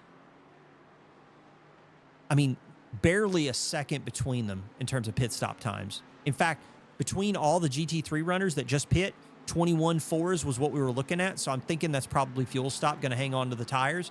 Ethan Hamlin had 21 seconds in the pits, 21.2. Fastest LMP3. No. Not fastest LMP3 because that was Jack Wilkins with a 19.8. So Jack Wilkins taking a short amount of fuel. Gian Cardoso had to take a short amount of fuel as well, but his pit stop was 2 laps previously on lap 12. So everybody taking those pit stops early. I'm thinking that means we might have a 3-stopper, right? Because, I mean, let's be real. So if they go another 28 minutes, they're going to have to stop again to get to the end of the race because they're not running full 30-minute stints, and we got 90 minutes of track time.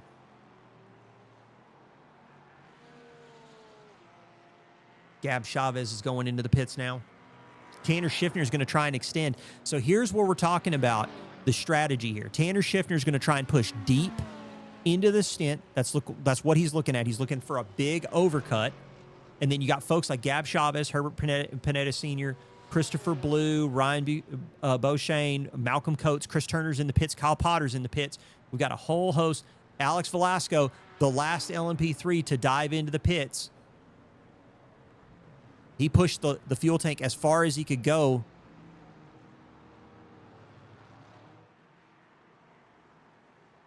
So Gab Chavez does get to the line before Herbert Pineda Sr. Fuel saving is the smart move. So that's the other thing too. If you can do the fuel save and you can get an overcut, you can probably make a difference here. Here's the thing though, one shot.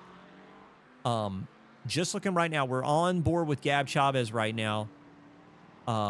One thing to comment about that. It's true, fuel saving is the smart move here.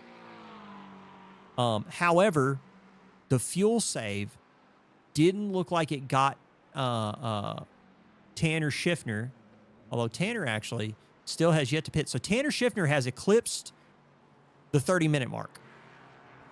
So if he's doing the fuel save, the fact that he's gotten to the 30-minute mark really has some potential here because he's going to come across the line. He's going to go into the pit box. He's going to be well over 30 minutes before he hits pit lane. What's interesting about that, yeah, Henry Garcia leaving the pit lane right now. So we've got some folks that push deep in, and these folks are the ones that might actually be able to pull off the 2-stopper right now. Like, they're going to have to probably do a gig of fuel save on this next stint for it to really work out. So it's going to be a trick for sure. Let's jump into some GT3 action now because we got Kyle Potter, and he's harassing Malcolm Coates in the 059.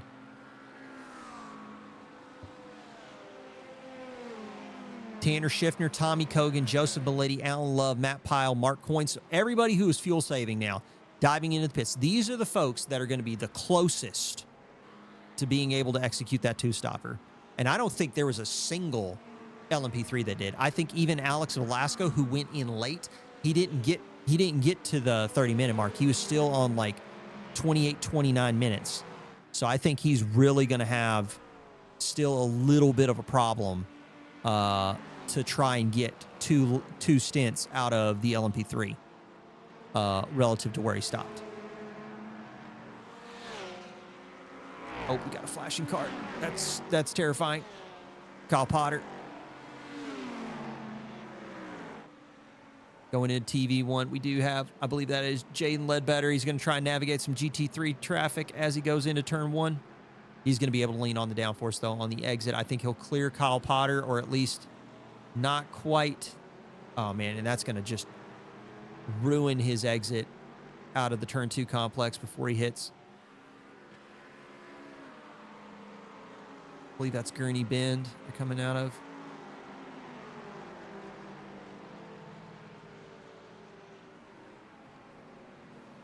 Again, man, they are so close right now. You talk about somebody who's so close too. Tyler Torville is harassing Christopher Blue right now in the 530. I'm looking at the GT4 field. GT4 field is relatively spread out, like pretty spread out. And we've got a significant amount of retirements. A significant amount. We've got Joey Salata, Eduardo Zamora, Ian Southern, Austin Green, Stephen Wallace, Joseph Savage, all retired from the race. Nathaniel Wilkins is marked as crash. We're going to go take a look at that real quick, but Tyler Torville does manage to get around Christopher Blue. They're in the back portion of the track, and it does look like Tyler's going to snake through at Le Mans in front of the 217 of Sophie Bozeman. Oh, we got 2 crashes to go take a look at. Let's see what we got here with Nathaniel Wilkins first.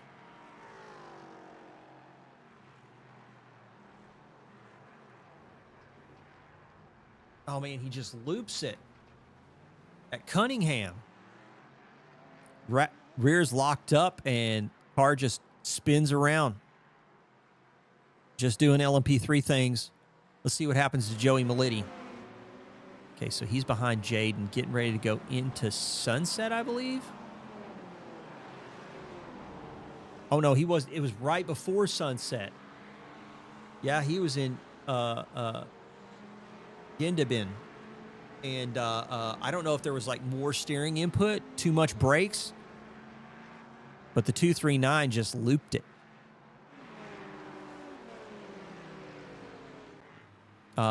In the New World Sim Racing community, he, spaghettied himself right there. Ooh, Andrew Mathias, Tommy Kogan. We've got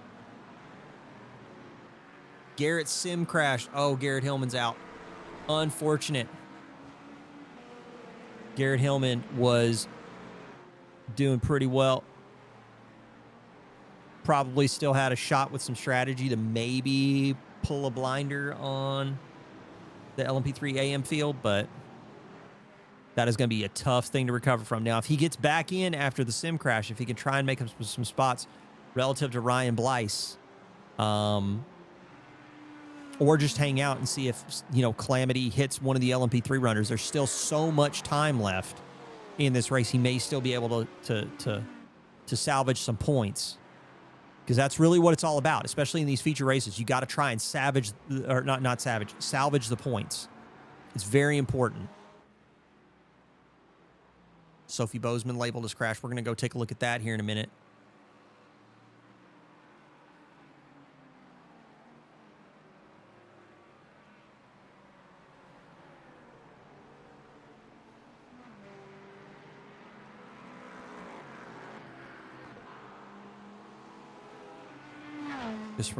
Just after he ran a lap longer than everyone else as well. Yep.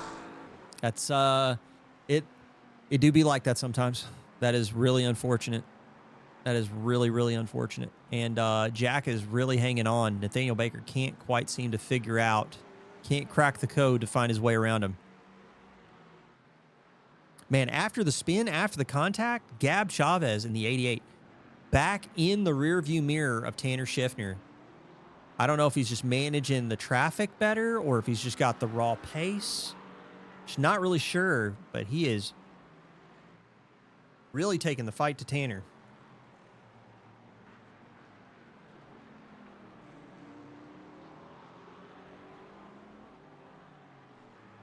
Quinn Fenimore, I believe, was involved in some early lap shenanigans, and I believe he's coming into the pits for the second time.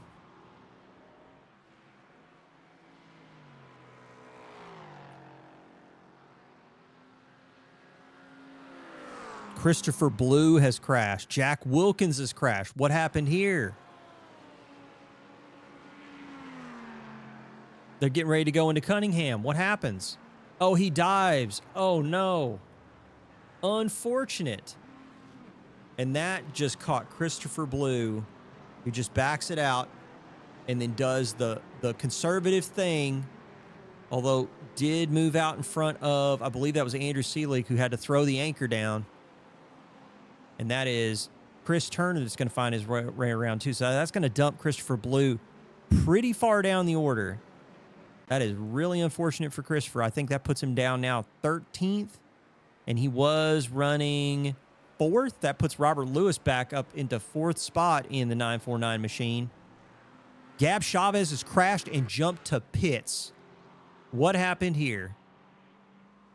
We're on the exit. Oh, he touches the wall and then it just sticks to the wall, and then that's it. The front left's broken, and he's past the pits.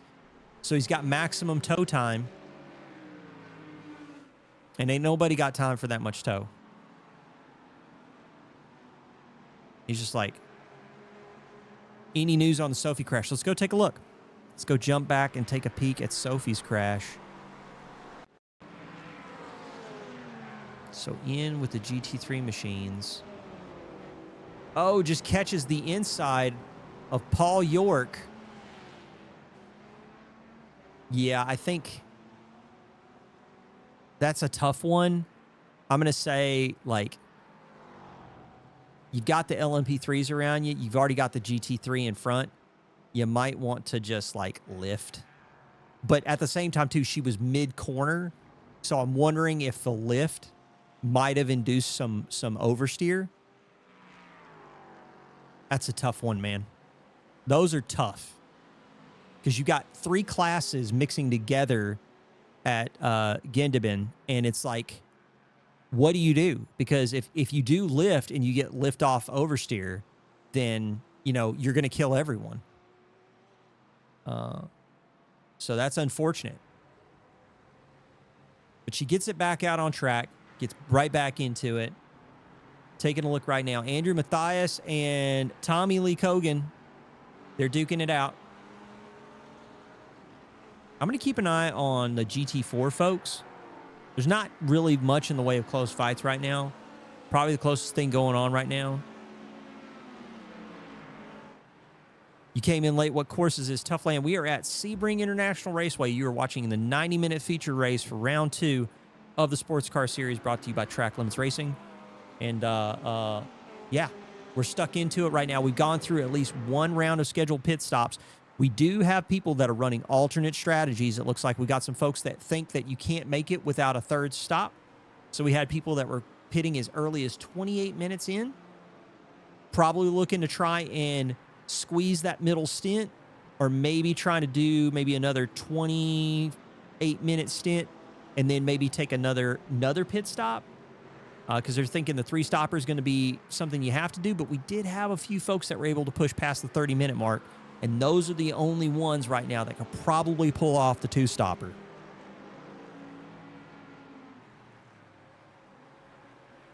So let's jump back, see what happened here. All right, so William Lewis entered the pit lane. William Lewis was one of those folks that got caught up in some first stint shenanigans.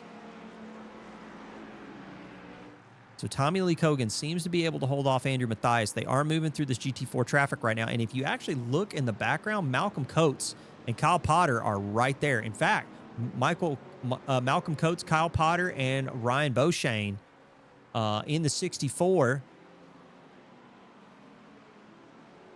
And Ryan's going to throw it up the inside. I'm trying to see. I think that might... I don't think that's actually Sophie in the background that they're getting around. But, yeah, it is pretty chaotic right now.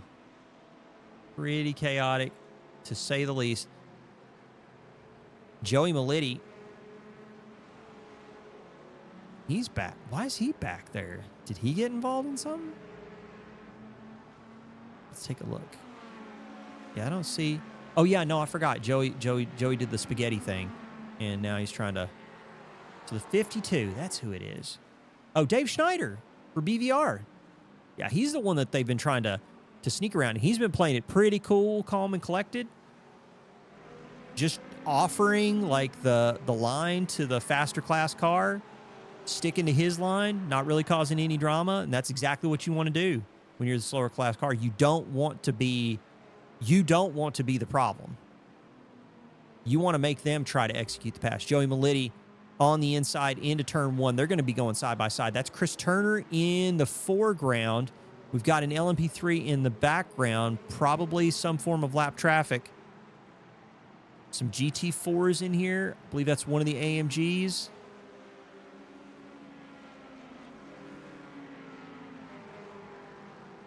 Does like Christopher Blues, losing ground.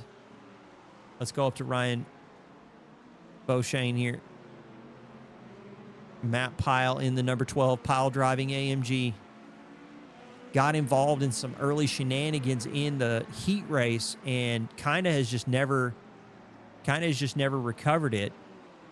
Brought it up the order. But at the same time, he's sticking with it, and that's something to be proud of. Like, don't. Oh man, the change in line like that is a choice. But Drew Friedman is just kind of trying to command the field and make the LMP3s move around him, and that's keeping Adrian Maruzek in the 112 within striking distance. And Dave Schneider's not that far back. So Dave Schneider could pull a move here. Actually, we got to move. We need to go take a peek at right now because we got some traffic involved here. And Tommy Lee Cogan is behind Robert Lewis. It's 2/10. They're catching some GT4 traffic in one of the LMP3s. Now, see, the Ullman Straight is so long that the GT3s can actually out drag the LMP3s.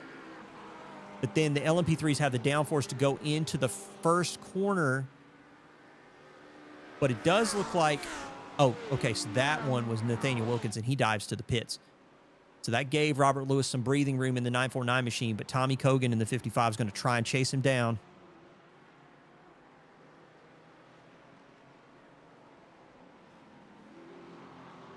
We have not looked at anything going on in LMP3 in quite a while. But we've got Gian Cardoso, Alex Velasco, Paul Miles, and Cameron Robertson, although Cameron Robertson's 24 seconds back. So Paul Miles right now in the lead of LMP3 AM again, currently 2/10 back from Alex Velasco. So Paul Miles really hanging with the LMP3 Pro runners.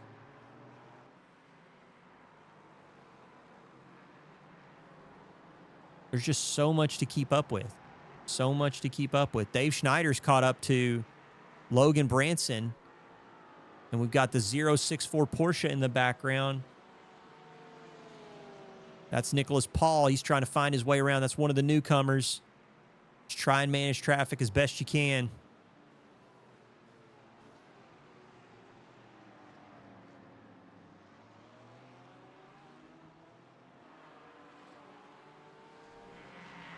Back to the LMP3 battle. Now the real battle is between Alex Velasco and Gian Cardoso. Let's go to the nose cam. He backs out early. He's going to let Gian catch up to, I believe that is Tanner Schiffner in the BMW. Gian slots in the draft. Looks like Gian just had a really efficient line into Sunset. And Alex Velasco manages the traffic flawlessly going into turn 2. Just shoots the gap on corner exit. And now he's got to catch back up to Gian Cardoso. So that's going to be pretty tough, but he's going to have to try and figure something out. Taking a look back, Robert Lewis, Tommy Lee Cogan still going at it, toe-to-toe. Tommy Lee Cogan gets the move done into turn 1, but Beltan's going to force him to take a pinched line before Gurney Bend, and he's just going to hang with him. And actually in the background, Andrew Mathias has joined the fight. Malcolm Coates, Kyle Potter, they're all in the background. Garrett Hillman is back, and then Garrett Hillman crashes again. Garrett Hillman is having an absolute rough night, ladies and gentlemen. One of the good performers in LMP3 AM.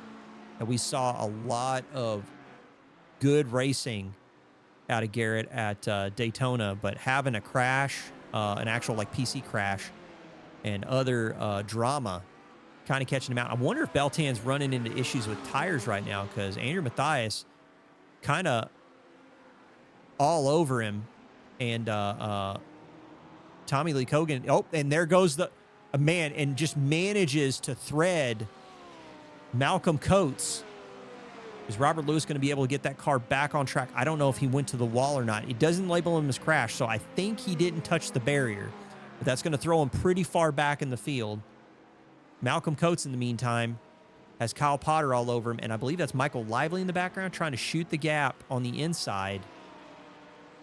That's either him or Brian Blyce, one of the two. I think Beltan's tires are toast. I think that's the problem we're running into right now. 24 people in chat joining us for the 90-minute feature race here at round 2. I want to thank you guys so much for being here. No, that is not Ryan Blyce. That might be Cameron. That's Cameron Robertson in the background. As he's trying to navigate traffic. Trying to catch back up to Paul Miles right now. He's got quite a slog. He's 28 minutes back, or 28 seconds back, not 28 minutes. 28 minutes back would be quite the ask.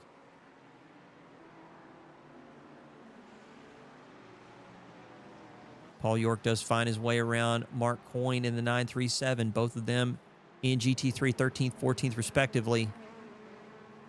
Mid-pack in GT3 is just battles all over the place. We got Andrew Mathias, Malcolm Coates, Kyle Potter. We've got Ryan Beauchene, Matt Pyle, Joey Maliti, Christopher Blue, Paul York, Mark Coyne. Like, just battles all over the place. Actually, this is what I think we need to watch because Paul Miles has closed the gap down to Alex Velasco again.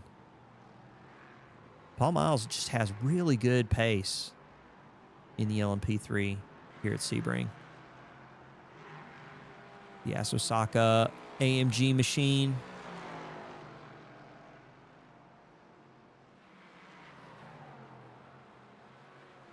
I believe that's Ryan Nolan trying to stay out of the way, not get involved. Alex Velasco taking a more acute angle through Sunset, but he gets into the draft of Paul Miles. Paul Miles comes across the line ahead, moving up to 7th overall. And Alex Velasco is just going to try and hang with him. Gian Cardoso's in the pits. Gian Cardoso did have one of the early accidents, so I think he's kind of off cycle relative to the field. Although we are actually kind of close to the what would be the second stop for people that are assuming it's a 3-stopper. So that might be it. Like Gian Cardoso might just be the earliest of those runners to dive into the pits for the second stop. Paul Miles is still in it. These two are really, really going at it.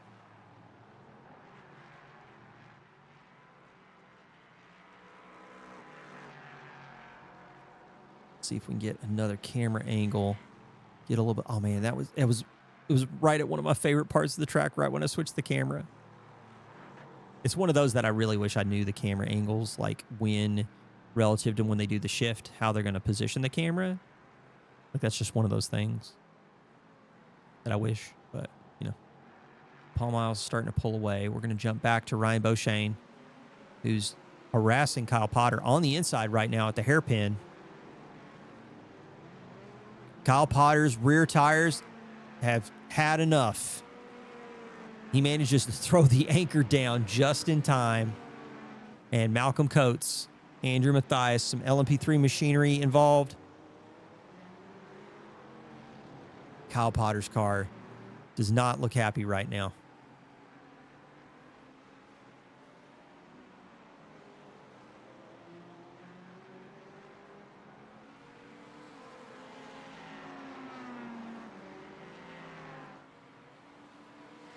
Jack Wilkins is diving in. Now, where is Jack Wilkins going to come out relative to Gian Cardoso right now? Gian Cardoso getting ready to go into Gendabin, but he's behind Chris Turner, so he's going to lose a little bit of time relative to these GT3 runners. But is he going to cycle out ahead of Jack Wilkins is the question.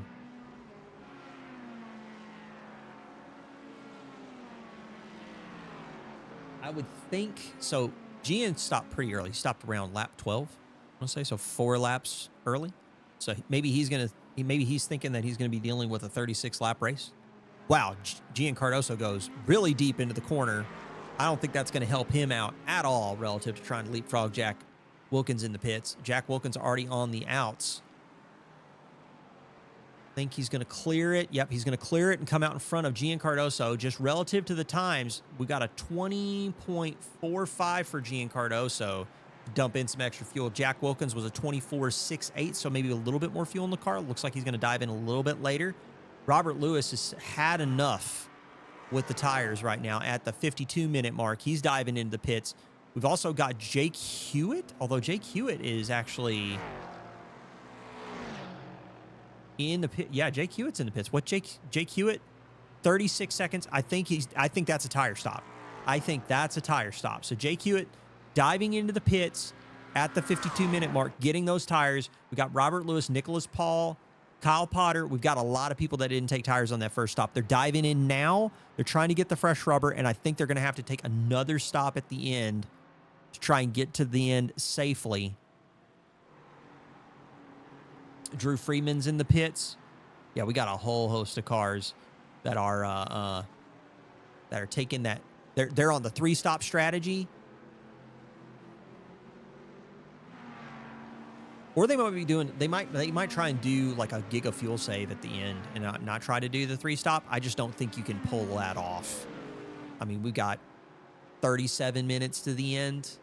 Like, I don't think you can do that much, but you might be able to. Nicholas Paul in the pits, 29 seconds on the jacks. That looks like another fuel stop. I don't know if he took tires. Now, the people that are doing the 3-stop strategy, they are going to have to spend less time in the box on their relative fuel stops to put fuel in the car to get to the end of the race. Meanwhile, we've got the folks that are pushing deep in for the 2-stopper, folks like Tanner Schiffner, people that went to lap 15. And I think they are going to have to sit in the box longer because they're putting more fuel in the car. They're trying to use more fuel, trying to push deeper, get the overcut. So they're going to spend more time stationary, but they're thinking that time stationary relative to having to take the travel down pit lane is going to be the answer. But we're going to have to wait and see. Ryan Buchanan, Matt Pyle, still going at it.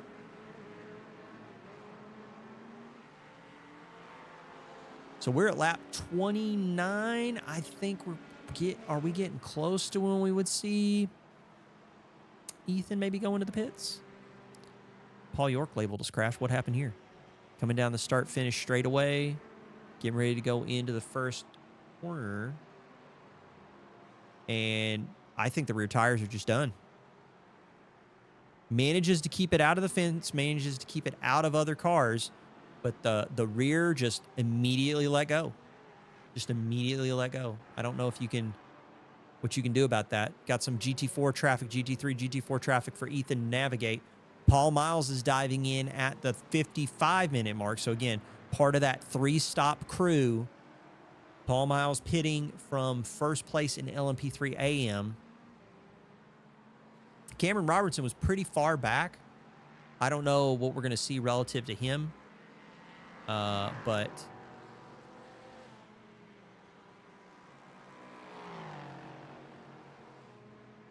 it's really down to Alex Velasco. So Cameron Robertson's following him in. So Cameron Robertson's on the same strategy.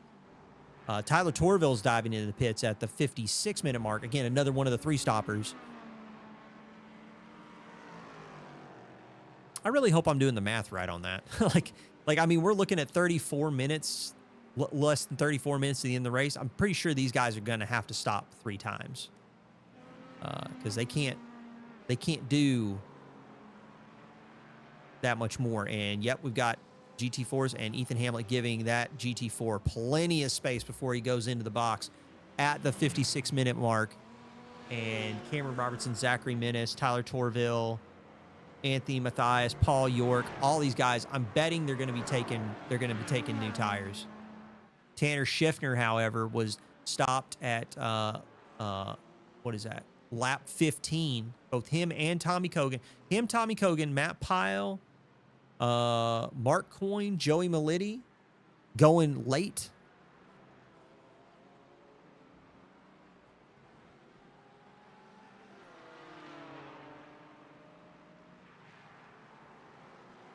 So we're going to get some more pit stop information. We're going to stay on board. Let's actually jump on board with Matt Pyle, Chris Turner, and Andrew Mathias. Or not Andrew Mathias. That is Ryan Beauchene, Matt Pyle, Chris Turner, relative to those. So Ethan Hamlet, 21.7 on the jacks. Again, I'm thinking another fuel stop. I think Ethan's trying to manage the tires. I think that's the big battle that he's focused on. Alex Velasco was one of the folks that pushed deep 15 laps into the race. Bullet, how are you doing? I hope you're doing well, sir. So 21.7 seconds on the jacks, 52 seconds for a full, 52.4 for a full pit stop for Ethan Hamlet. That's a really good time relative to the rest of the field. Luke Patrick was 22.2 with Michael Lively at a 23.5. That is going to give Luke Patrick, I think, a really good advantage. Jaden Ledbetter is going to need to take the fight to Michael Lively. 23.7, so he did make up some time with that 53.9 for full line-to-line pit action for Jaden Ledbetter. Going to make up some time relative to Michael Lively. Still waiting to see when... okay, so we've got Ryan Beauchene going into the pits. Matt Pyle, Chris Turner going to push a little bit deeper. Tanner Schiffner still... so we're on lap 30. I'm expecting we're going to see him coming into the pits relatively soon. But I'll be honest with you, it's a little early. I think it's still a little early. I think he's going to want to try and get to lap 31 relative, although he's going to be a lap down relative to the field. Let me do the math real quick. He's got 28.5 laps done. Ethan Hamlin's got 29.9. So he could be, this could be his lap 29, going to be his lap 30. So he may actually be good to the end of the race if he can get to the pit stop. Let's see where he is when he gets ready to come across the line. He may be right on the edge because he's just now going through Gendabin. So got to get to Sunset, go through Ullman Straight, and then do the pit stop. Alex Velasco diving into the pits just now, 59.3.4 on the clock, or 59 minutes, 40 seconds. We're going to see when he cycles out, because I think that's more relative to what it is. But, I mean, he's so far relative to Ethan Hamlet. I think if he tries to push a two-stop, it's going to be really risky. Yeah, he's going to try and go for another lap. Wow, okay, so Tanner Schiffner's going to try and push it for another lap. Going to try and put more pressure on the three-stop runners to really nail their numbers.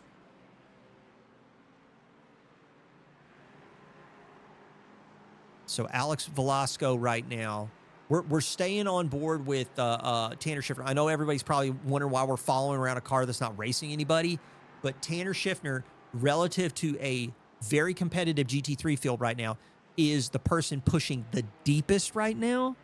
Between him and Tanner Schiffner, Tommy Kogan, we've got folks like Chris Turner's already diving into the pits, but we've got Mark Coyne, Joey Melitti, that still have yet to pit. Matt Pyle has still yet to pit.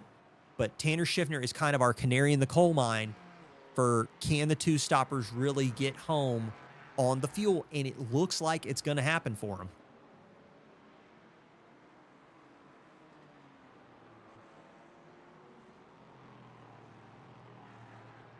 We're going to wait for him to come back into the pits. But we're going to jump back into the LMP3 action. We got Malcolm Coates, Chris Turner into the pits. They're both on outlaps. 22.4, 22.3. So Malcolm Coates, Chris Turner, going to be a really nice, close fight, I think. Maybe. Although Andrew Mathias does look like he's going to split him on the way out. Actually, Gab Chavez coming around too. Gab Chavez was in the pits for a minute. So that had to be for some damage. So unfortunately, I think Gab Chavez suffering a bit of a problem with the car. And looks like he might be out of the running here, but he's got to try and push as deep as he can into the GT3 order and try and maximize his points. Because we do have 3 drop rounds, but we had 59 cars at Sebring. And if we have 50-ish cars at Long Beach and Laguna, you might need points from a race like Sebring. That's all I'm saying. Tanner Schiffner into the pits. He's not quite to his box yet. Paul Miles going to pull a bit of a gap out now. We're going to jump back to Gian Cardoso, Jack Wilkins, Benjamin O'Shea in there. Oh, and Gian Cardoso spins it. Might have been some contact there. So Tanner Schiffner in the box right now for 22.12. I think that's a fuel stop. Again, maybe doing some tire management. This is going to be tough. He's going to go to the end on these tires. That's going to be a tough ask. Same deal with, we're waiting to see what is going to be the number that we're hitting for Matt Pyle. So I see Tommy Cogan coming out, 22.313. So again, probably not taking tires. 21.5 for Matt Pyle. Waiting to see what Mark Coyne does. Again, we've got a lot of these GT3 runners that are not taking tires. So they're really looking after the fuel, really looking after the tires. Probably to be honest with you, it's probably like a dual use benefit where it's like, if you can like maximize what you're doing with the fuel, you're probably driving the car a little bit gentler, probably maximizing your tires a little bit more. But I'm really skeptical of this idea of running 3 stints on the same tire. But we'll see. Because we had folks that are on the 3-stop plan really on the struggle bus in their second stint, pulling in early for new shoes. So Joey Melitti coming out of the box, 22.3 seconds. Again, probably not taking tires.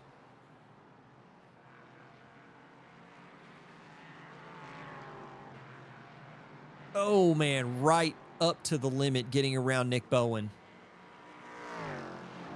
Logan Branson and Dave Schneider have crashed, and those two have been going at it, although it looks like maybe Christopher Blue got into the mix. Let's find out. So we're going into the hairpin.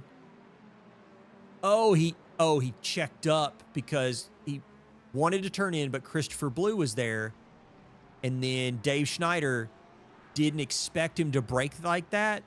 But still, man, you gotta leave the dude some space. But yeah, it definitely, the traffic mixture again, catching people out.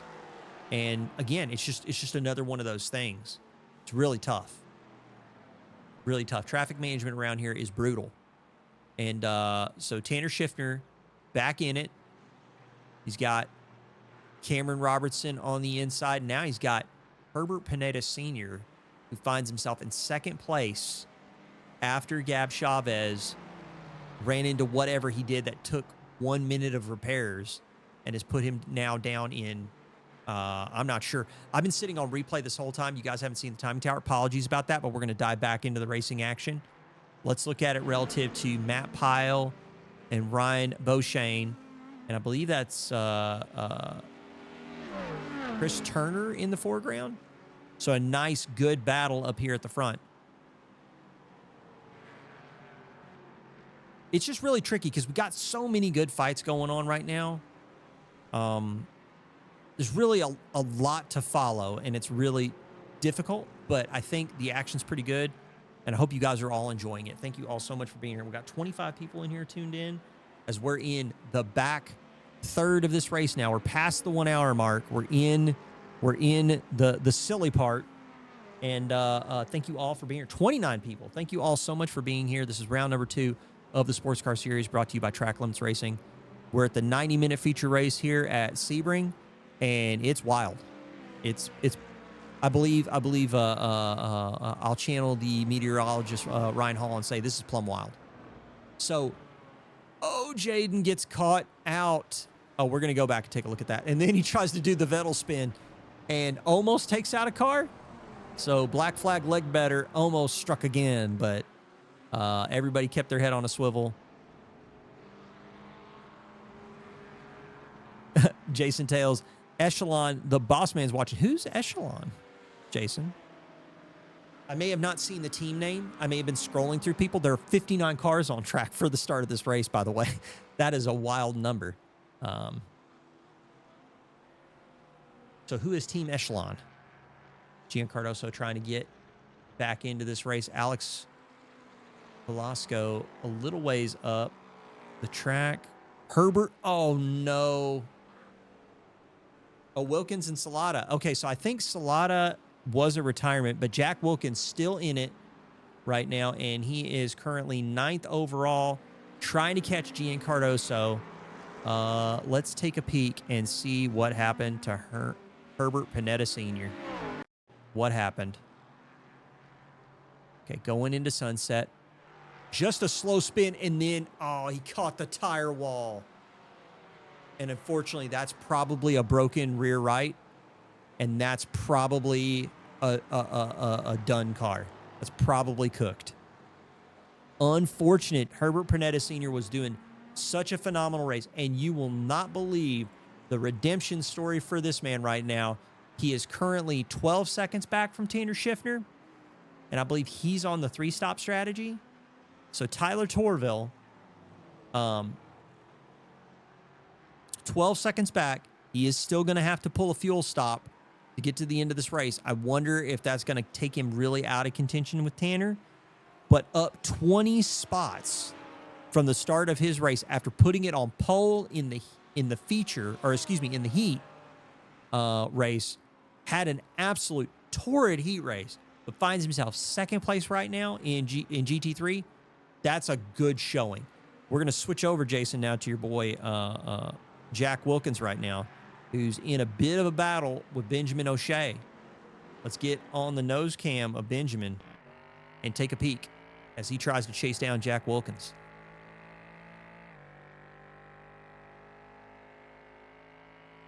We're going to take a look through the field. We are going to, for the folks that are here for the GT4 folks, we are going to dive back to some of the GT4 racing going on right now. The field is kind of spread out at the moment. Like the real closest fights right now, Jake Hewitt is kind of keeping Scott Fleming honest. But we will jump around because we do want to take a look at our GT4 runners. I still cannot believe we have 53 competitors still running right now in the 90-minute feature.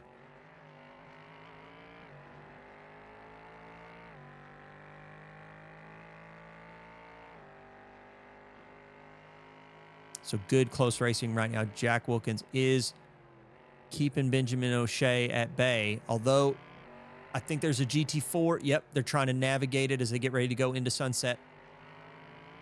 And I think they made it through okay, so that fight lives to see another day. Ooh, Ryan Beauchene went off track. What happened here? Yeah, Ryan Beauchene goes off track. Let's figure out if we can see what happened here. Ryan Beauchene getting ready to go into Gurney Bend. Goes off track. Maybe a slowdown? Not sure what happened there. Yeah. I think that was it. I think it was just that brief off track.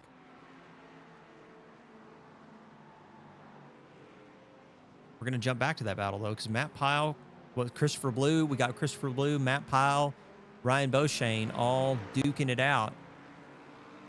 Gian Cardoso looks like he is also in a bit of a battle. GT3s have just been delivering. And right now, you want to talk about somebody who's delivering. We got a battle right now. Jake Hewitt and Scott Fleming. Now, here's an interesting story. So Jake Hewitt pits on lap 23 for 36.5 seconds. So he took tires, and he is all over Scott Fleming right now, who is in the pits who pushed deep to lap 26, 25.2 seconds. And I'm pretty sure did not take new tires. So how much is the pace hurting Scott Fleming right now? Last lap, 2:11.98 for Scott Fleming, 2:11.24 for Jake Hewitt. So I think we've got ourselves a fight here in GT4 Pro.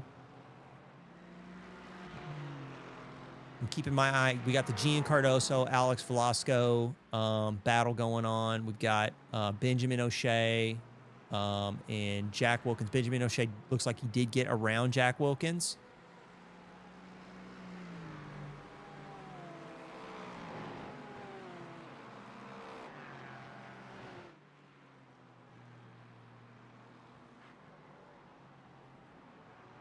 Jake Hewitt is really trying to hang on. Oh, Drew Friedman, Nathaniel Wilkins, Logan Branson. We've got what looks like a huge crash. Actually, that's what we just saw. We just saw, I think, the remnants of that. So let's look. Into sunset. So that's Drew Friedman. What happens here? He's just going deep to the wall. Oh, and then loses it and does the... Oh, does he keep it out of the fence? Does he keep it out? Oh, that's a small hit. If he can get it backed up, that's probably not the way you want to do it, although he's got a lot of time, so he manages to work it out. Let's take a look at Nathaniel Wilkins. Was there a mix-up with Nathaniel and... Or are you here for Nathaniel or Jack or both? Jason, am I getting that right? And then just comes across Logan Branson. That was probably not smart, if I'm being honest. Like, I don't think Logan was expecting him to try and open the corner up quite like that, and Logan's already at the track edge, so I think if he goes any further off, he's going to get hit with track limits, but probably could have just, like, lifted a little, taken a shallower entry, and maybe made it through. But, you know, I wasn't in the cockpit, so I don't know. Jake Hewitt, again, and now it's on. Like, he's all over Scott Fleming. Last lap from Scott Fleming was a 2:12.20. He is pushing, and it looks like Jake Hewitt has held up a little bit with a 2:12.17 on the inside at Cunningham. And I think he's got the move done. And now it's like, can Jake Hewitt extract the pace from the 100 car, or can Scott Fleming battle back? Can he keep Jake Hewitt in striking distance so that any kind of calamity that could happen with traffic, that could be something that could come into play? Just saying. Ryan Beauchesne right now flashing Henry Garcia as he tries to get to Cunningham first. And I think that actually put Matt Pyle on the back foot. And we've got a spun. I think that's John Newman in the background. Yeah, Nathaniel Baker, John Newman off track. So all of that traffic nonsense opened the door for Ryan Beauchesne, and now Matt Pyle's got Christopher Blue creeping up on him.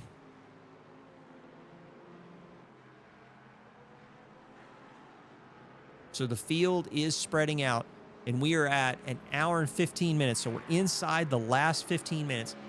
I've really got to wonder, when are the LMP3 runners in front going to pull the trigger on pit stops? When are they going to try to do it? When are the three stoppers going to try and pull the trigger? Or are they going to try and make it? Are they going to try and make it? I mean, we're talking, you know, can they get 1 lap, 2 laps extra out of the tank if they're already doing pace and fuel saving? Just looking at last lap pace. Let's look at last lap pace relative to Ethan Hamlin. Last lap was a 54.3. His fastest lap was a 53.2. So he's already 1.2 seconds down on his fastest lap. So I think we might be seeing those LMP3 runners that were trying to do that we thought were doing the 3-stop strategy. They might be trying to do the save, or they could be just battling the tires. Jack Wilkins actually diving into the pits first. So we're going to follow along with Jack real quick. And Nathaniel Baker. Okay, here we go. Here we go, ladies and gentlemen. I think we've got our answer here. I think these are the early 3-stoppers diving in for that splash and dash. Let's see how long Jack is on the jacks.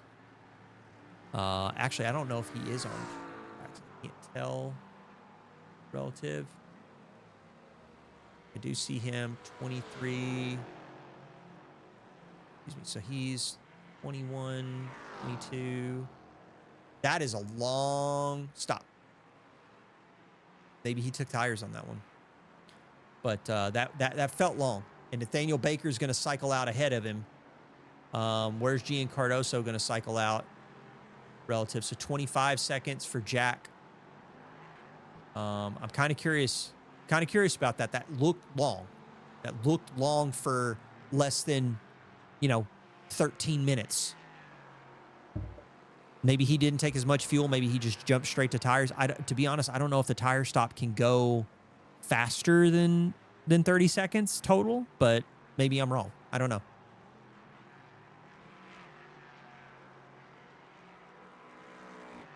So let's jump back. Okay, again, closest battles on track. Actually, Ryan Blyce and Alan Love. LMP3 AM runners duking it out. Garrett Hillman in for what I'm hoping is his last stop of the race. He's had an absolute dramatic Sebring. Ryan Blyce looks like he has given Alan Love a lot of pressure. Joey Melitti's in here too. Although Joey Melitti is showing, there we go. I was like, where'd Joey Melitti go? That looked weird. Back to the Ryan Blyce show. So Ryan Blyce, Alan Love, duking it out. Are you kidding me? That's the gap right now between Jake Hewitt and Scott Fleming, 1.4. So Scott Fleming, even if he's dealing with old tires, he is really, really doing a good job managing the pace relative to Jake Hewitt. Really doing a good job. We got some action here. We've got Ryan Beauchene, Chris Turner getting ready to go into the hairpin. So Chris Turner is really down on his lap times. 2:02.99 last lap to a 2:01.4. Can you see the Nathaniel Baker crash? Let's go look. Let's go back and take a peek. Herbert Pineda Sr. in the pits, maybe for the last time. He has no rear wing, so that means something must have happened way earlier than that. Can we see? Can we see? I don't see the crash indicator. So maybe I need to go find the off track that triggered it. Daniel Baker went off the track, came off the track, went off the track. There it is. Is this it? Oh, was this the John Newman incident? Oh, yeah. John Newman was in the corner, and then there was the touch. And then he's trying to get turned around, but I think he's stuck because he's at Cunningham Corner, and then he backs up. Oh, and he touches the wall, and that broke the rear end off. Unfortunate, man. So unfortunate. So there you are, Banana Bomb. That's what went down. So we're an hour and 20 minutes, and we're in the last 10 minutes. Joey Melitti's pretty close. Joey Melitti, Kyle Potter going toe-to-toe. Kyle Potter is flashing. Oh, dear. Oh, dear. No death. Jake Hewitt in the pits. Jake Hewitt out of the pits. What is Jake Hewitt relative to Scott Fleming? So Jake Hewitt pits. Scott Fleming pitted on lap 26. I think he may still have to stop. We're going to find out. Oh! Okay. There might have been a touch, but everybody's okay. Nobody's dead. Joey Melitti gets the move done on Kyle Potter. Kyle Potter's not going to let him get by that easy. He dives to the inside of Corey Lobner. Corey Lobner gives him all the space in the world. It looks like Chris Turner might have lost ground to Matt Pyle and Ryan Beauchene. Both of them now 19th, 20th overall. Kyle Potter hitting him with the turbo flash.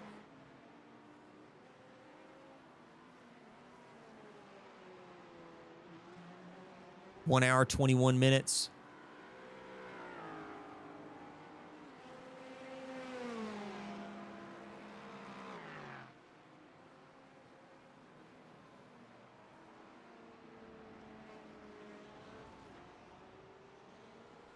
Okay, so Kyle Potter's losing ground. Christopher Blue on the inside of Chris Turner, who honestly, I think he's struggling with tires.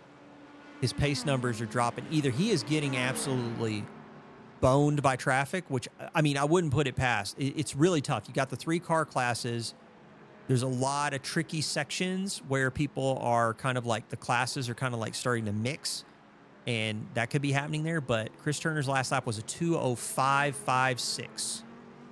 So that is pretty crazy.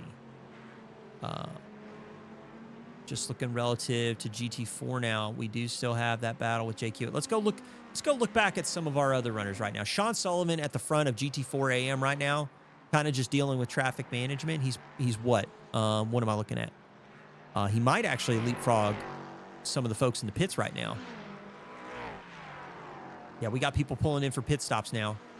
Kyle Potter's in the pits. Corey Lobner's in the pits. Yeah, we got people going in for those pit stops now. Who else do we got here? Sophie still in it, currently running 10th, chasing down Sean Harvey, trying to get closer to Levi Powell. Close that gap down for some GT4 Pro points.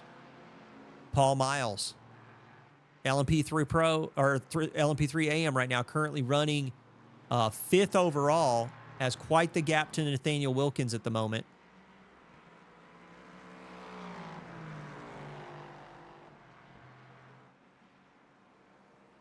And now the field is pretty much spread out right now. It's pretty much spread out. The closest battle on track anywhere relative to position is Christopher Blue and Matt Pyle.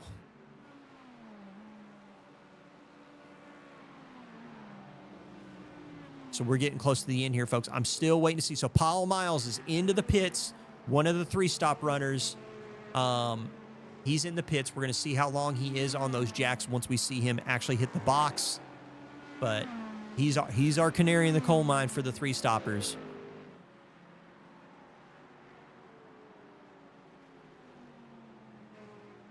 .72 seconds. So what are we looking at for a time line to line?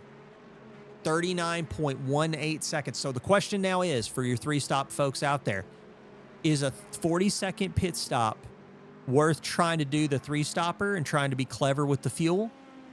I don't know. I don't know. He saved relative to the rest of the normal stoppers, what, 12 seconds? 22 seconds, more like it. So 52.6. Let's use Tanner Schiffner as a canary. 52.6. And then Paul Miles was in the box for 49. So really like 12 seconds, maybe 13 seconds. Kyle Potter's in the pits on the jacks for he hasn't hopped on the jacks yet. We're still watching relative. Benjamin O'Shea's starting to catch up. What about in GT4? Jake Hewitt spaced out now because of that pit stop. We haven't seen Scott Fleming dive in yet.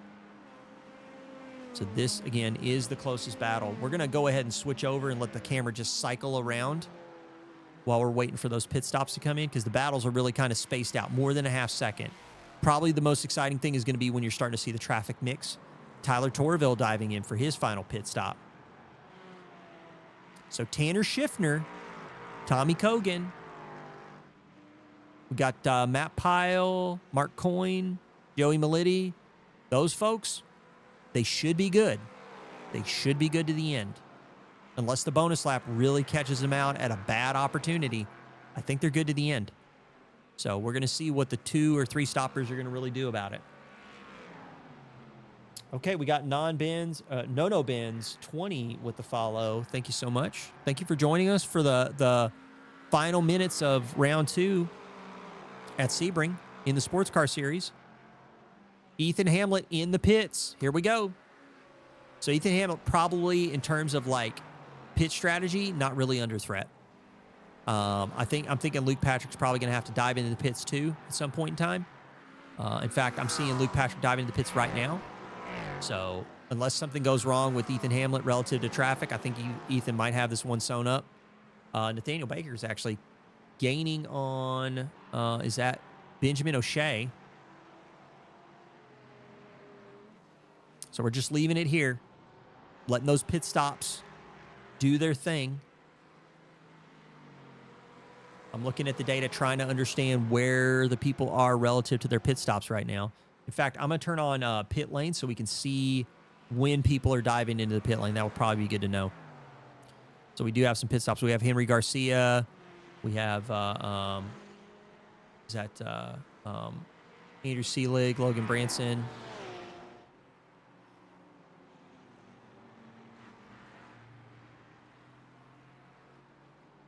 Robert Lewis dove into the pits, got a 9.63 second pit stop. Paul York with a third stop at 6.23 seconds. Again, lots of people pulling in for these pit stops. Here comes Michael Lively and Jaden Ledbetter. Michael Lively, 5.9 seconds, trying to gain some ground relative to Luke Patrick. But, I mean, we're talking a 27-second gap. It's pretty large. Pretty large gap to try and close down. I think at this point, they're basically trying to preserve their spot in the top three. Jaden Ledbetter in the pits trying to really preserve his spot relative to Alex Velasco. I don't think Alex Velasco has pit yet, so I think Paul Miles might take that fifth spot back. Chris Turner in the pits. Or excuse me, Chris Turner has not gone in the pits yet. He's going to cycle. He's going to take another lap around. Christopher Blue, Ryan Beauchesne in the pits. We're going to see what they do. Ryan Beauchesne already off the jacks, 5.3 seconds. Christopher Blue, 4.9 seconds. But Andrew Mathias looks like he's going to leapfrog both of them. Andrew Mathias went pretty deep. Andrew Mathias took his third stop at lap 32.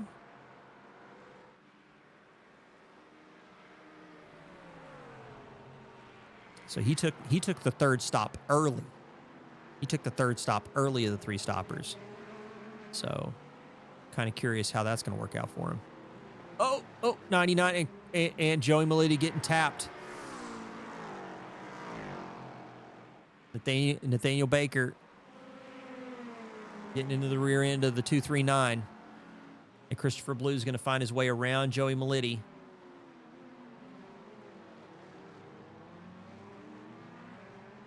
So Scott Fleming took his third stop for 4.28 seconds. And he's going to cycle out ahead of Jake Hewitt. So he's got a 6-second gap on Jake Hewitt right now.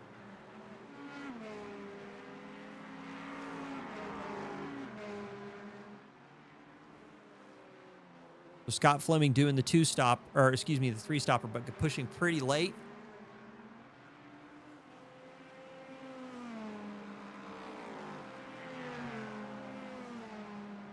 I'm watching the two stoppers. We got Tanner Schiffner right now in first, Tommy Kogan in second. I believe we've got Malcolm Coates, Matt Pyle, Chris Turner, Mark Coyne. Going to see if those guys are going to try and push to the end.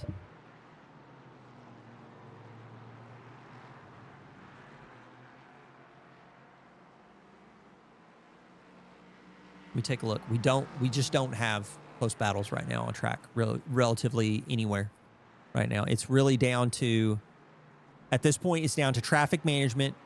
It's down to where you are relative to your pit stop. We're just going to keep our eyeballs glued to the relatives and try and see if we can see who's going to be close relative to each other towards the end, especially as folks do the pit stops. Ethan Hamlet comes across the line, takes the win. Missed that part. Luke Patrick comes across the line in second, though. Michael Lively looks like he's going to be poised for third, but if we're looking, we're going to pay attention to Tanner Schiffner, who is behind Luke Patrick and Michael Lively right now. So Tanner Schiffner is going to try and bring it home. Ethan Hamlet, just a commanding win, 20.527 seconds. And Michael Lively's going to come across the line 31.2 seconds. So the front runners in LMP3, did Schiffner make his second stop? Yes, Schiffner's going to make it. He's coming across the line right now. So Schiffner's going to come in first. Looks like Tommy Kogan's 15 seconds back. I think he's probably going to make it. And we got some folks that actually pushed the stint math a little bit wide on that third stint that I think might make it home. We've got Chris, Malcolm Coates, Chris Turner. So Tommy Kogan's going to come across the line. Scott Fleming with the three stopper, the late three stopper. He's going to take the win. Jake Hewitt's going to come in second. Nick Bowen in third. Where's Sean Sullivan right now? He's pretty far off. He hasn't finished yet, but I think he's going to finish relative to first in GT4 AM because Sean Harvey and Adrian Maruzak already crossed the finish line behind the leader, Ethan Hamlet. So, yeah, the two stoppers really taking advantage of the fuel save. Tanner Schiffner being one of them. But Ethan Hamlet, man, what a commanding win. 20.527 seconds. Ethan Hamlet is back in LMP3 Pro. No questions asked there. But Luke Patrick, good point showing. Michael Lively coming across in third. Jaden Ledbetter's going to get fourth. Let's look at Tanner Schiffner, Tommy Kogan. Tyler Torville's going to get the third spot. He's the highest finisher of the three stoppers. So a good recovery, an absolute amazing recovery for both him and Tommy Kogan. Tommy Kogan, Tyler Torville, 19 positions gained relative to their finish. That is huge in GT3. So yeah, I think we've got everybody in now. So let's do this. I'm going to get stuff set up for the feature results. Let's switch over to, let's clear this out of the way.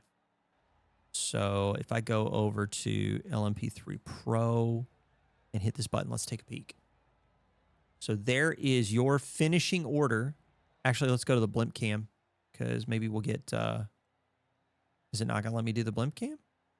Seriously?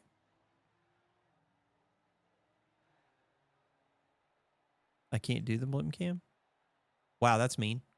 Anyway, Ethan Hamlet, top spot. Luke Patrick in second. Michael Lively in third. Those three kind of spread out.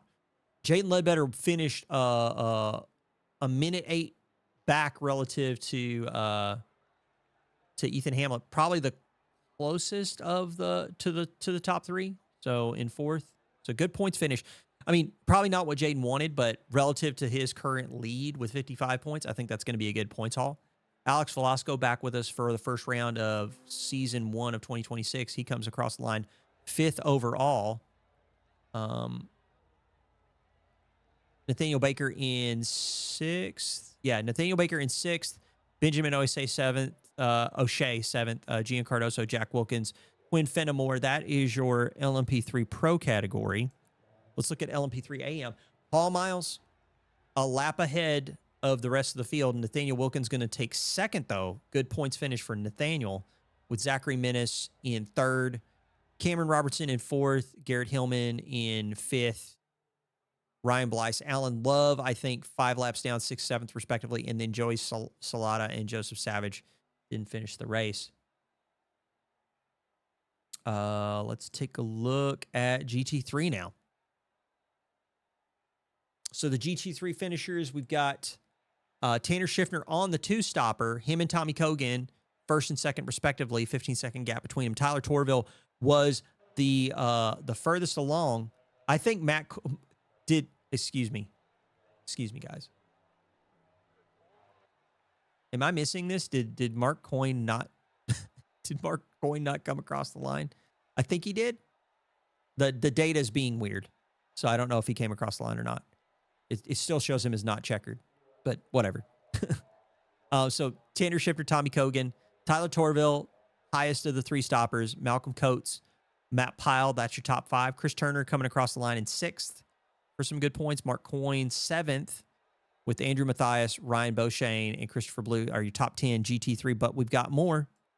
Let's go down the order a little bit more.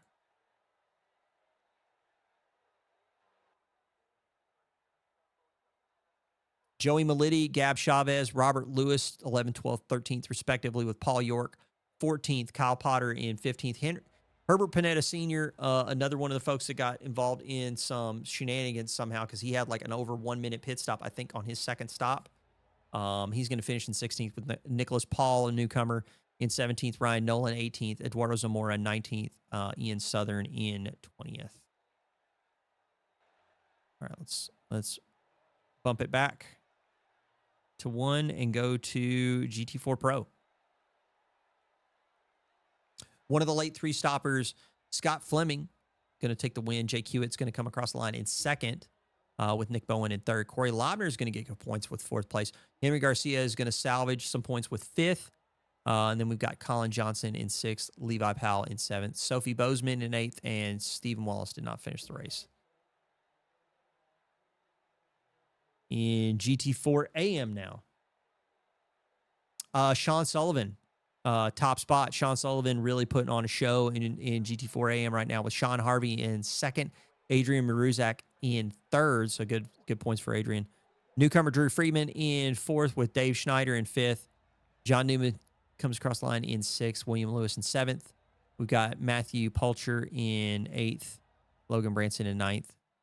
Lewis Seelig in 10th. I think that's all of them. Yeah, that's all of them. And that's the finishing order, ladies and gentlemen.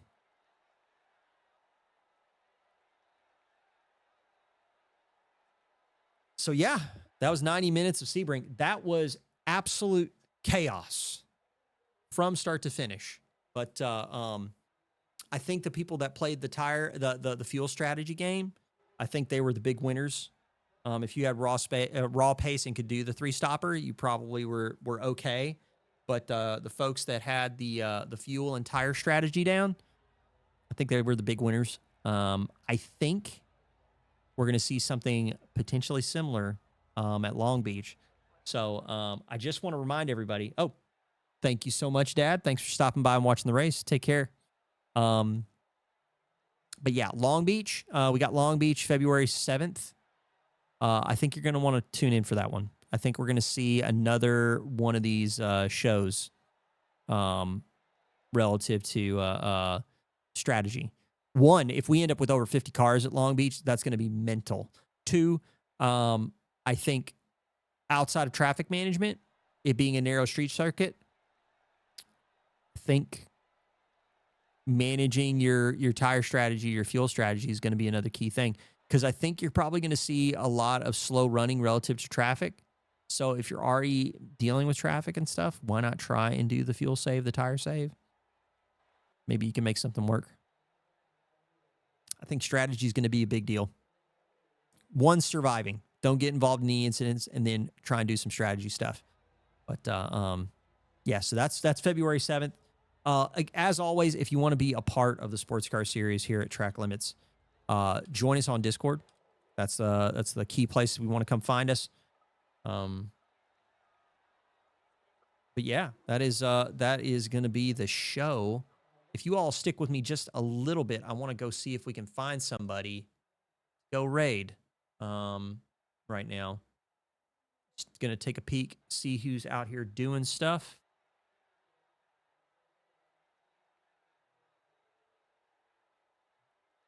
Okay.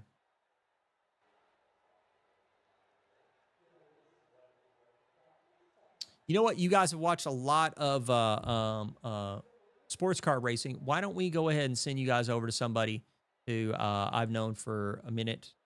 He's doing some, looks like he's doing some Indianapolis, some IndyCar running. He's got a Super Saturday 500 practice. It is Hammers Drive 402. Go say hi to him for me from Track Limits. It has been an absolute pleasure to be a part of this weekend with you all. Definitely check us out on Discord. Definitely show up on February 7th. Be a part of round number 3 at Long Beach. It's going to be a show. But my name's Whelp Cakes. This is Track Limits Racing Sports Car Series, Season 1 of 2026. It was a lot of fun, and we hope to see you guys at the next one. Say hi to Hammers for us. Take care.